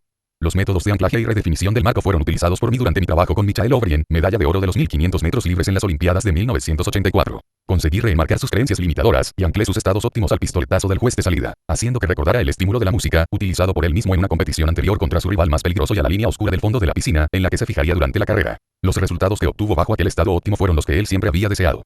Pasemos revista más concretamente, pues, a la manera de crear un anclaje en sí mismo o en otros de manera consciente. Consta básicamente de 2 fases sencillas. En primer lugar, debe ponerse uno mismo o poner a la persona en cuestión en el estado preciso que se desea anclar. Conseguido esto, hay que suministrar repetidas veces un estímulo específico, exclusivo, mientras el sujeto pasa por el momento culminante de dicho estado. Cuando alguien ríe, por ejemplo, se encuentra en un estado específico y congruente, todo su organismo interviene en ese momento. Mientras se halla en el mismo, otra persona podría, por ejemplo, pellizcarle la oreja y acompañar dicha acción con un cierto sonido reiterado varias veces. Más tarde conseguirá hacerle reír siempre que le proporcione el mismo estímulo, el pellizco en la oreja y el sonido. Otra manera de crear en alguien un anclaje de seguridad en sí mismo es pedirle que recuerde alguna vez que se sintiera en el estado que desea poder suscitar a voluntad. Luego le retrotraeremos a esa experiencia de manera que se encuentre totalmente asociado a ella y experimente las mismas sensaciones en su organismo. Cuando lo haga, usted podrá observar los cambios que tienen lugar en su fisiología, las expresiones faciales, la postura, la respiración. Cuando vea que dichos estados se aproximan al punto culminante, suministre rápidamente y varias veces un estímulo concreto y bien diferenciado. Estos anclajes pueden mejorarse enseñándole al sujeto a entrar con más rapidez en el estado de confianza. Demuéstrele, por ejemplo, la postura que adopta cuando se siente seguro de sí mismo y ofrézcale el estímulo cuando él se ponga en esa postura. Pídale luego una demostración de cómo respira cuando está seguro de sí mismo y, mientras lo esté haciendo, proporciónele el estímulo una vez más. Seguidamente, pregúntele lo que se dice a sí mismo y repita el estímulo, que puede ser, por ejemplo, una ligera presión de la mano en el hombro. Claves de anclaje. Intensidad del estado, sincronización con el punto culminante de la experiencia, exclusividad del estímulo, repetición del estímulo cuando le parezca que ya está listo el anclaje, deberá ponerlo a prueba. Haga primero que el sujeto pase a un estado diferente o neutral. Para conseguirlo, lo más fácil será pedirle que cambie de fisiología o piense en algo distinto. A continuación compruebe el anclaje por el sencillo procedimiento de suministrar el estímulo apropiado y observar. Presenta la misma fisiología que cuando se hallaba en su estado. En caso afirmativo, el anclaje funciona. De lo contrario, es posible que haya omitido usted una de las 4 claves para lograrlo. 1. Para que el anclaje sea eficaz, el sujeto debe hallarse en estado totalmente asociado y congruente, con intervención de todo su organismo, en el momento en que se le suministra el estímulo. A eso lo llamo yo un estado intenso, y cuanto más intenso más fácil y más duradera será la intervención. Si la intenta usted mientras una parte de la persona piensa en una cosa y otra parte en otra distinta, el estímulo quedará asociado a varias señales diferentes y no será tan poderoso. Por otro lado, y como comentábamos antes, si el sujeto estaba contemplando la oportunidad en que sintió algo y usted le ancla en ese estado, en el futuro cuando se le suministre el estímulo el condicionamiento se visualizará como imagen, no plenamente asociado en cuerpo y espíritu. 2. Se debe suministrar el estímulo en el momento culminante de la experiencia. Si se anticipa o se retrasa la intervención, esta no se ejercerá con plena intensidad. Para saber cuál es ese momento culminante, observe a la persona mientras va poniéndose en su estado y fíjese en lo que hace cuando el mismo empiece a desvanecerse. O puede recabar su ayuda directamente y pedirle que le diga cuando se acerca a la cima de su experiencia, información que usted utilizará para calibrar el momento clave en que suministrar el estímulo idóneo. 3. El estímulo elegido debe ser exclusivo, es decir que debe enviar al cerebro una señal diferenciada e inconfundible. Una vez tenga usted a alguien en un estado determinado e intenso, ND pretenda que el estímulo sea, digamos, una mirrada, porque eso no es exclusivo y difícilmente derivará de ello una señal específica al cerebro. Tampoco un apretón de mano sería lo indicado, ya que se trata de un gesto demasiado habitual, a menos que se diese con un énfasis muy especial en cuanto a presión, localización y así sucesivamente, para crear un estímulo original que pueda asociarse más fácilmente con un significado concreto. Los mejores anclajes son los que combinan varios sistemas de representación visual, auditivo, sinestésico, etc. Así pues, anclar a un sujeto con un contacto determinado y un cierto retintín en la voz, por lo general será más eficaz que limitarse a tocarle. 4. Para que el anclaje funcione hay que imitarlo exactamente. Ponga usted a una persona en su estado y toque un determinado punto de su espalda con una presión concreta, específica. No se obtendrá el mismo estado más tarde si se toca en otro lugar con una presión distinta. Siempre que su procedimiento de anclaje siga estas 4 fórmulas, será eficaz. En mis sesiones de paseo sobre las brasas, enseño al público el modo de producir anclajes que no utilicen sus energías más potentes y positivas. Hago que atraviesen un proceso de condicionamiento según el cual, con solo apretar el puño esas energías estarán a su disposición. Al final de la jornada, en efecto, ese gesto enérgico les pone en disposición de utilizar inmediatamente sus energías más productivas. Vamos a practicar ahora mismo un sencillo ejercicio de anclaje. Póngase erguido y recuerde una ocasión en que se sintiera completamente seguro de sí mismo, en que supo que podía hacer cualquier cosa que se propusiera. Ponga su organismo en el mismo estado fisiológico de entonces. Plántese de pie como cuando estaba completamente seguro de sí mismo, y cuando se halla en el momento culminante de esa sensación, levante el puño y exclame sí. Con fuerza y firmeza. Respire como lo hacía cuando estaba totalmente seguro. Repita sí. Con energía. Hable ahora en el tono de una persona completamente segura, que domina la situación, cierre el puño y diga sí. En ese mismo tono. Si no consigue recordar ninguna ocasión así, imagine lo que sería el tener tal experiencia. Establezca las condiciones fisiológicas en que se encontraría su organismo si usted supiera cómo sentirse totalmente seguro de sí mismo y dueño de la situación. Respire como lo haría si estuviera seguro de sí mismo. Y le pido que lo haga en la realidad, lo mismo que los demás ejercicios de este libro. No basta con leer. Hágalo, y obrará milagros. Ahora que está usted ahí, en estado de total seguridad en sí mismo, en el momento culminante de la experiencia cierre el puño y diga sí. Con voz poderosa. Note la fuerza que controla, los notables recursos físicos y mentales de que dispone, y sienta cómo crece esa fuerza y ese equilibrio. Repítalo, y hágalo una y otra vez, hasta 5 o 6, sintiéndose cada vez más fuerte, creando en su sistema neurológico la asociación entre tal estado y el acto de apretar el puño y exclamar, ¿sí? Cambie luego su estado, cambie la fisiología. Ahora cierre el puño y diga sí. En el mismo tono que cuando estaba creando su anclaje, y observe lo que siente.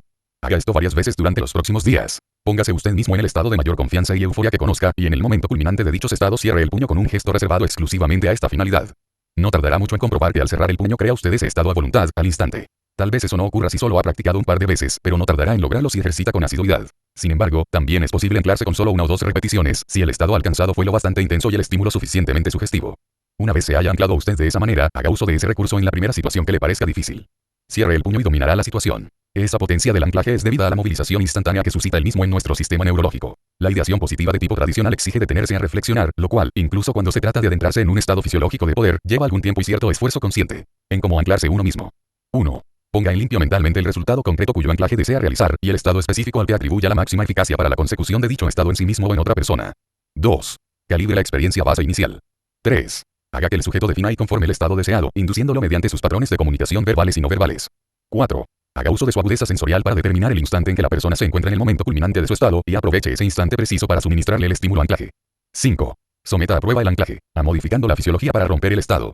Ve ensayando el estímulo anclaje para observar si se logra el estado deseado. Cambio, el anclaje pone en marcha al instante nuestros recursos más poderosos.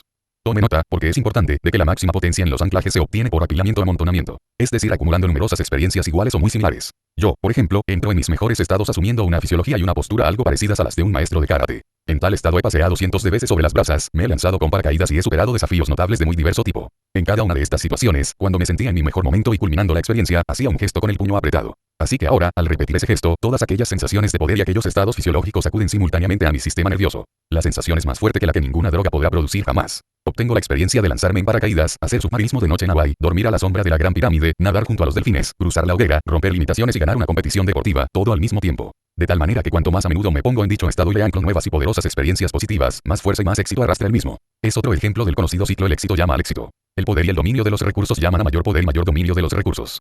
Voy a proponerle un desafío: vaya y consiga crear en 3 personas los anclajes de otros tantos estados positivos. Que recuerden una ocasión en que se sintieran exuberantes. Asegúrese de que revivan plenamente la experiencia y haga que se anclen repetidamente en esos mismos estados. Luego cambie la conversación y, cuando sus interlocutores se hallen distraídos, ponga a prueba los anclajes. ¿Consigue que vuelvan al mismo estado? No. Pues pase revista los 4 puntos clave y repita la operación. Si los anclajes no producen el estado que usted desea, es que ha fallado uno de esos 4 puntos. Quizás usted o la otra persona no llegaron al estado concreto y totalmente asociado. Tal vez se aplicó el anclaje en un momento poco adecuado, cuando ya se disipaba el punto culminante. Es posible que el estímulo no haya sido lo bastante diferenciado, o que no lo repitiese usted perfectamente al tratar de restaurar la experiencia objeto del anclaje. En todas estas ocasiones lo único que se necesita es atención, para asegurarse de que la operación se efectúa correctamente y, en caso de tener que repetirla, de que modifica usted adecuadamente su planteamiento hasta lograr un anclaje que funcione. He aquí otro ejercicio. Seleccione entre 3 y 5 estados o sensaciones que le gustaría tener a su disposición cuando se le antojase, y ándelos a una parte concreta de su persona, de modo que pueda acceder a ellos con facilidad. Digamos que es usted del tipo de personas a quienes resulta difícil tomar una decisión, pero le gustaría cambiar. Quiere ser más decidido. Para anclar la sensación de ser capaz de tomar una decisión de manera resolutiva, rápida y fácil, podría elegir, digamos, el nudillo del dedo índice. A continuación piense en una oportunidad de su vida en que se sintiera totalmente decidido. Entre mentalmente en tal situación y asocíese por completo con ella, a fin de volver a sentirse como entonces. Reviva la experiencia de esa gran decisión de su pasado. En el punto culminante de la experiencia, cuando se sienta usted decidido al máximo, presione sobre su nudillo y diga mentalmente: ¿sí? Ahora piense en otra experiencia similar, y cuando se halle en la cumbre de ese proceso de toma de decisiones repita la misma presión y la misma palabra. Haga esto 5 o 6 veces, a fin de amontonar una serie de anclajes poderosos. A continuación piense en una decisión que deba tomar. Considere todos los factores que debe conocer para tomarla. Luego, lance la señal del anclaje. Ahora será usted, sin duda, capaz de decidir rápida y eficazmente. También podría designar otro dedo para anclar la sensación de relajación, al objeto de poder beneficiarse de ella cuando lo crea necesario. Por mi parte, he anclado en un nudillo la sensación de creatividad. Así, cuando me encuentro pesado y falto de ideas, en cuestión de momentos puedo pasar al estado creativo. Tómese usted el tiempo necesario para seleccionar 5 estados e instalarlos. Verá que es divertido utilizarlos para controlar su propio sistema nervioso como si fuese un aparato de alta precisión. Por favor, hágalo ahora mismo. A menudo la eficacia del anclaje es mayor cuando el sujeto del mismo no se da cuenta de lo que ocurre. En su libro Manteniendo la Fe, Jimmy Carter proporciona un ejemplo excepcional de anclaje. Durante unas conversaciones sobre la limitación de armamentos, el líder soviético Brezhnev le sorprendió poniéndole la mano en el hombro y diciendo en perfecto inglés: Jimmy, si no salimos con bien de esto, Dios no nos lo perdonará. Años después Carter, entrevistado para la televisión, describió a Brezhnev como un hombre de paz, y contó esa anécdota, agregando: todavía ahora me parece sentir su mano en el hombro. Carter recuerda esa experiencia tan vividamente porque Brezhnev le sorprendió al usar un inglés perfecto y al hablarle de Dios. Como hombre profundo, maneras de calibrar e identificar un cambio de estado. Observe las variaciones en la respiración, su forma, sus pausas, su ritmo, su volumen, los movimientos oculares, el volumen del labio inferior, la postura, el tono muscular, la dilatación de la pupila, el color y la reflectividad de la piel, la voz, sus predicados, su ritmo, su timbre, su tono, su volumen. Damente religioso, a Carter sin duda le impresionó lo que dijo Brezhnev, y el momento clave fue cuando su interlocutor le tocó el hombro. La intensidad de la emoción de Carter y la importancia de la cuestión que se debatía, prácticamente aseguran que no olvidará esa experiencia por muchos años que viva. La técnica del anclaje permite obtener resultados notables a la hora de superar temores y cambiar de comportamiento. Aduciré como ejemplo un caso práctico que se da con frecuencia en mis cursos. Cuando me entere de que alguno de mis alumnos, hombre o mujer, experimenta dificultades en el trato con el sexo opuesto, le animo a que salga a hablar. Hace poco fue un muchacho quien se ofreció voluntariamente, no sin timidez. Cuando le pregunté qué sentía cuando se dirigía a una mujer o abordaba a una desconocida, pude ver su reacción física inmediata. Se encogió, bajó los ojos y dijo con voz temblorosa: me cuesta mucho hacerlo. Pero, en realidad, no hacía falta que lo dijera. Toda su fisiología me había explicado ya cuanto necesitaba saber. Rompí su estado al preguntarle si conseguía recordar algún momento en que se hubiera sentido muy seguro de sí mismo, firme y orgulloso, un momento en que hubiera estado seguro de triunfar. Él asintió, y yo le guié hacia dicho estado. Hice que asumiera la postura, respirase de tal modo y se sintiera en todos los aspectos tan seguro como entonces. Le pedí que recordase lo que alguna otra persona le dijo en aquella ocasión, así como lo que él se dijo entonces a sí mismo. En el momento culminante de la experiencia le di un toque en el hombro. Luego hice que atravesara la misma experiencia varias veces más, asegurándome de que sentía y oía exactamente las mismas cosas en cada repetición. Y siempre, en el instante supremo, le tocaba el hombro para establecer el anclaje. Recordemos que aquí el éxito depende de la repetición exacta, así que puse gran cuidado en tocarle todas las veces de la misma manera y ponerle siempre en el mismo estado. En un momento dado vi que el anclaje ya era bastante firme. Había llegado el momento de ponerlo a prueba. Rompí otra vez su estado al preguntarle cómo se sentía en presencia de una mujer. Enseguida empezó a caer otra vez en su fisiología de deprimido. Los hombros cayeron, la respiración se hizo irregular. Cuando toqué su hombro en el punto de anclaje elegido por mí, automáticamente su organismo recuperó la fisiología de dominio de sus recursos. Es digna de ver la asombrosa celeridad con que, gracias al anclaje, los estados de los sujetos pueden pasar de la desesperación o el miedo a la seguridad en sí mismos. En este punto del proceso, una persona puede tocarse el hombro o cualquier otro gesto que se haya establecido como anclaje y obtener el estado deseado siempre que quiera. Pero aún es posible ir más lejos. Podemos transferir ese estado positivo precisamente a los estímulos que antes desencadenaban los sentimientos de impotencia, de manera que esos estímulos produzcan el resultado contrario. Veamos cómo. Le pedí al joven que eligiese, de entre las mujeres asistentes, a una que le pareciese atractiva, de tal manera que en sus condiciones normales jamás hubiese osado dirigirse a ella. Ante esta proposición titubeó un momento, hasta que le toqué el hombro. Tan pronto como lo hice, su postura corporal cambió y eligió a una de las mujeres más guapas, a quien pedí que saliera también al estrado. Luego le expuse que aquel muchacho iba a proponerle salir juntos, y que ella debía rechazarlo sin miramientos. Lo toqué en el hombro, con lo que él entró en su fisiología de dominio de sí, con la mirada al frente, la respiración profunda y relajada, y los hombros erguidos. Se acercó a ella y le dijo: «Hola. ¿Cómo estás? Déjeme en paz», exclamó ella. Pero él no se dejó intimidar. En su talante normal, con solo mirar a una mujer se alteraba por completo, pero esta vez se limitó a sonreír. Yo seguía con la mano puesta en su hombro, y él siguió insistiendo. Cuanto más displicente se mostraba ella, más perseveraba él en el estado de dominio de sus recursos. Y continuó en estas condiciones incluso después de que yo apartase la mano de su hombro. Había creado un enlace neurológico tal que el sujeto se sentía seguro de sí mismo en presencia de una mujer bonita, e incluso a pesar de verse rechazado. En esta ocasión, la mujer dijo al fin: «¿Es que no puedes dejarme en paz?», a lo que él replicó, con voz grave: «¿Es que no sabes distinguir el poder cuando lo ves?», con lo que hizo que todos los asistentes prorrumpieran en una carcajada. Se hallaba efectivamente en un estado muy poderoso, y el estímulo que le mantenía en él era una mujer bonita y o la resistencia de la misma, es decir, el mismo estímulo que antes le llenaba de terror. O, dicho de otra manera, que después de establecer el anclaje yo había logrado transferirlo. Al mantenerle en un estado potente mientras ella le daba calabazas, el cerebro de mi alumno empezaba a asociar la oposición de la mujer con ese estado de relajación y seguridad en sí mismo. Cuanto más le rechazaba Elfra, más tranquilo, seguro y confiado se mostraba él. Sorprende comprobar cómo se opera una transformación así en cuestión de pocos minutos. Uno se pregunta, lógicamente, si esa demostración tan espectacular en un cursillo puede trasladarse al mundo de cada día. ¿Qué ocurriría en el mundo real? De hecho, una vez establecido el bucle estímulo/respuesta, no hay diferencia. En mis cursos hacemos que, terminada la conferencia, los asistentes pasen la velada con otras personas. Con resultados sorprendentes. Habiendo suprimido los temores, se relacionan con facilidad y traban conocimiento con gentes a las que ni siquiera se hubieran atrevido a dirigirse anteriormente. Aunque eso no es tan sorprendente en realidad. Al fin y al cabo, todos hemos tenido que aprender cómo reaccionar frente a un rechazo, y elegimos uno de entre los diferentes modelos de conducta que teníamos a nuestra disposición. El anclaje es bien sencillo, fija un nuevo conjunto de reacciones neurológicas. Una de las personas que asistieron a nuestros cursos hace 2 años y que padecía una timidez enfermiza frente a las mujeres, es ahora una estrella de la canción y vive feliz, rodeado de admiradoras. En todos mis cursos de revolución mental suelo presentar alguna variante de la situación descrita, y el cambio que se opera en el paciente es siempre notable. En otros casos empleo una variante de esta técnica de anclaje para modificar reacciones fóbicas. Si haces lo que has hecho siempre, no llegarás más lejos de lo que siempre has llegado. Anónimo, hay que tener presente que vivimos entre anclajes. Si somos conscientes de ellos podemos actuar para modificarlos. Pero si no es así, nos sorprenderá el ir y venir de nuestros estados sin motivo aparente. Para dar un ejemplo muy común, digamos que se produce un fallecimiento en la familia de una persona. Durante el funeral, y mientras esa persona se encuentra en un lógico estado de aflicción, numerosos conocidos se acercan a darle el pésame y le tocan la parte superior del brazo izquierdo en ademán de condolencia. Si esto se repite un número suficiente de veces mientras el sujeto se halla en lo más hondo de su estado depresivo, a menudo sucede que tal gesto y tal estado quedan asociados en un anclaje. De manera que, meses más tarde, cuando alguien le toca por casualidad en el brazo, esa persona, aunque el contexto sea totalmente distinto, experimenta un relámpago de tristeza sin saber siquiera por qué. ¿No recuerda usted de experiencias parecidas, estados melancólicos que sobrevienen sin que sepamos la razón? Es muy posible. A lo mejor usted ni siquiera se fijó en esa música de fondo. Un tema que guarda relación con algún ser querido que ya no está en su vida. O quizá fue una mirada que alguien le dirigió. Recordemos que los anclajes funcionan en el plano inconsciente. Voy a darle a conocer algunas técnicas para combatir los anclajes negativos. Una de ellas consiste en activar simultáneamente otro anclaje de signo contrario. Volviendo al ejemplo de la tristeza del funeral, si la misma ha quedado anclada en la parte superior del brazo izquierdo, podríamos establecer un sentimiento contrario de júbilo y dominio de los propios recursos mediante un contacto simétrico en el brazo derecho. Cuando se activan ambos al mismo tiempo, sucede una cosa curiosa: el cerebro conecta ambas señales al sistema nervioso. Entonces, cada vez que se accione uno de los anclajes se ofrecen ambas reacciones y casi siempre el cerebro elige la más positiva. En consecuencia, uno se siente en un estado positivo o bien en un estado neutral, lo que sucede cuando las señales de signo opuesto se anulan mutuamente.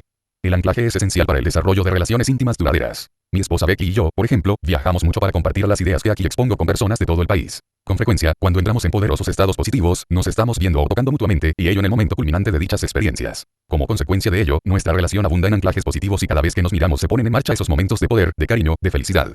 Por el contrario, cuando una relación llega al punto en que dos personas no se soportan, tal vez ello sea debido a la existencia de anclajes negativos. En muchas relaciones se producen fases durante las cuales la pareja asocia más experiencias negativas que positivas a la persona del otro. El trato frecuente bajo la influencia de tales estados produce un condicionamiento, a tal punto que muchas veces les basta con ver al otro para desear estar en otro lugar. Ello es especialmente habitual en las parejas que discuten con frecuencia. Si, durante esos estados de ira y furor, se dicen palabras encaminadas a herir o ofender al oponente, en esa situación se recomienda recurrir a la técnica de interrupción de patrones.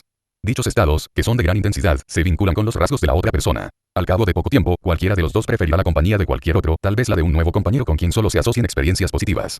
Becky y yo tuvimos una experiencia similar una noche, al registrarnos en la recepción de un hotel. No vimos ningún mozo ni conserje en la puerta, con que le pedimos al recepcionista que cuidara de que estacionaran nuestro coche en el garaje y subieran nuestras maletas. El hombre dijo que no había inconveniente, por lo que subimos a nuestra habitación para descansar. Al cabo de 1 hora, y en vista de que nuestros equipajes no llegaban, telefoneamos a recepción. Para abreviar, diré que nos habían robado del coche todas nuestras pertenencias, incluyendo las tarjetas de crédito, los pasaportes y hasta un importante cheque al portador, ya firmado, puesto que nos disponíamos a iniciar unas vacaciones de 2 semanas. Es fácil imaginar cuál sería mi estado. Mientras me hallaba en pleno furor e indignación miraba a Becky, que estaba también enfadadísima. Al cabo de unos 15 minutos me di cuenta de que no resolvería nada con enfadarme, y como estoy convencido de que nada ocurre sin un motivo, pensé que algún beneficio sacaríamos de todo aquello. De modo que cambié mi estado y me tranquilicé. Pero unos 10 minutos más tarde volví a mirar a Becky, y empecé a sentirme irritado por las cosas que a mi parecer debía haber hecho ella ese día y no hizo. En ese instante, desde luego, no me sentía muy predispuesto en su favor. Sin embargo, no tardé en preguntarme a mí mismo, ¿qué pasa aquí? Comprendí que había vinculado mi contrariedad por la pérdida de nuestros efectos con Becky, pese a que ésta no tenía ninguna culpa de ello. Me sublevaba solo con mirarla. Cuando le expliqué lo que estaba pasando resultó que a ella también le ocurría algo parecido. ¿Qué hacer, pues? Muy sencillo, rompimos los anclajes. Nos pusimos a hacer conjuntamente ciertas cosas estimulantes y positivas, cosas que antes de 10 minutos nos pusieron en un estado estupendo mientras nos mirábamos mutuamente. Virginia Satir, consejera matrimonial y familiar famosa en todo el mundo, utiliza constantemente los anclajes en su trabajo. Sus resultados son sobresalientes. Al modelarla, Bandler y Grinder observaron la diferencia entre su estilo y el de muchos terapeutas familiares de corte tradicional. Cuando se presenta una pareja en busca de tratamiento, muchos terapeutas creen que el problema oculto estriba en los resentimientos y resquemores no expresados que cada miembro de la pareja pueda albergar hacia el otro, y suponen que servirá de ayuda el manifestarse abiertamente, el decirse lo que opinan el uno del otro, las razones de los enfados, y así sucesivamente. Es fácil imaginar lo que ocurre cuando las personas empiezan a explicitar con franqueza los motivos de agravio.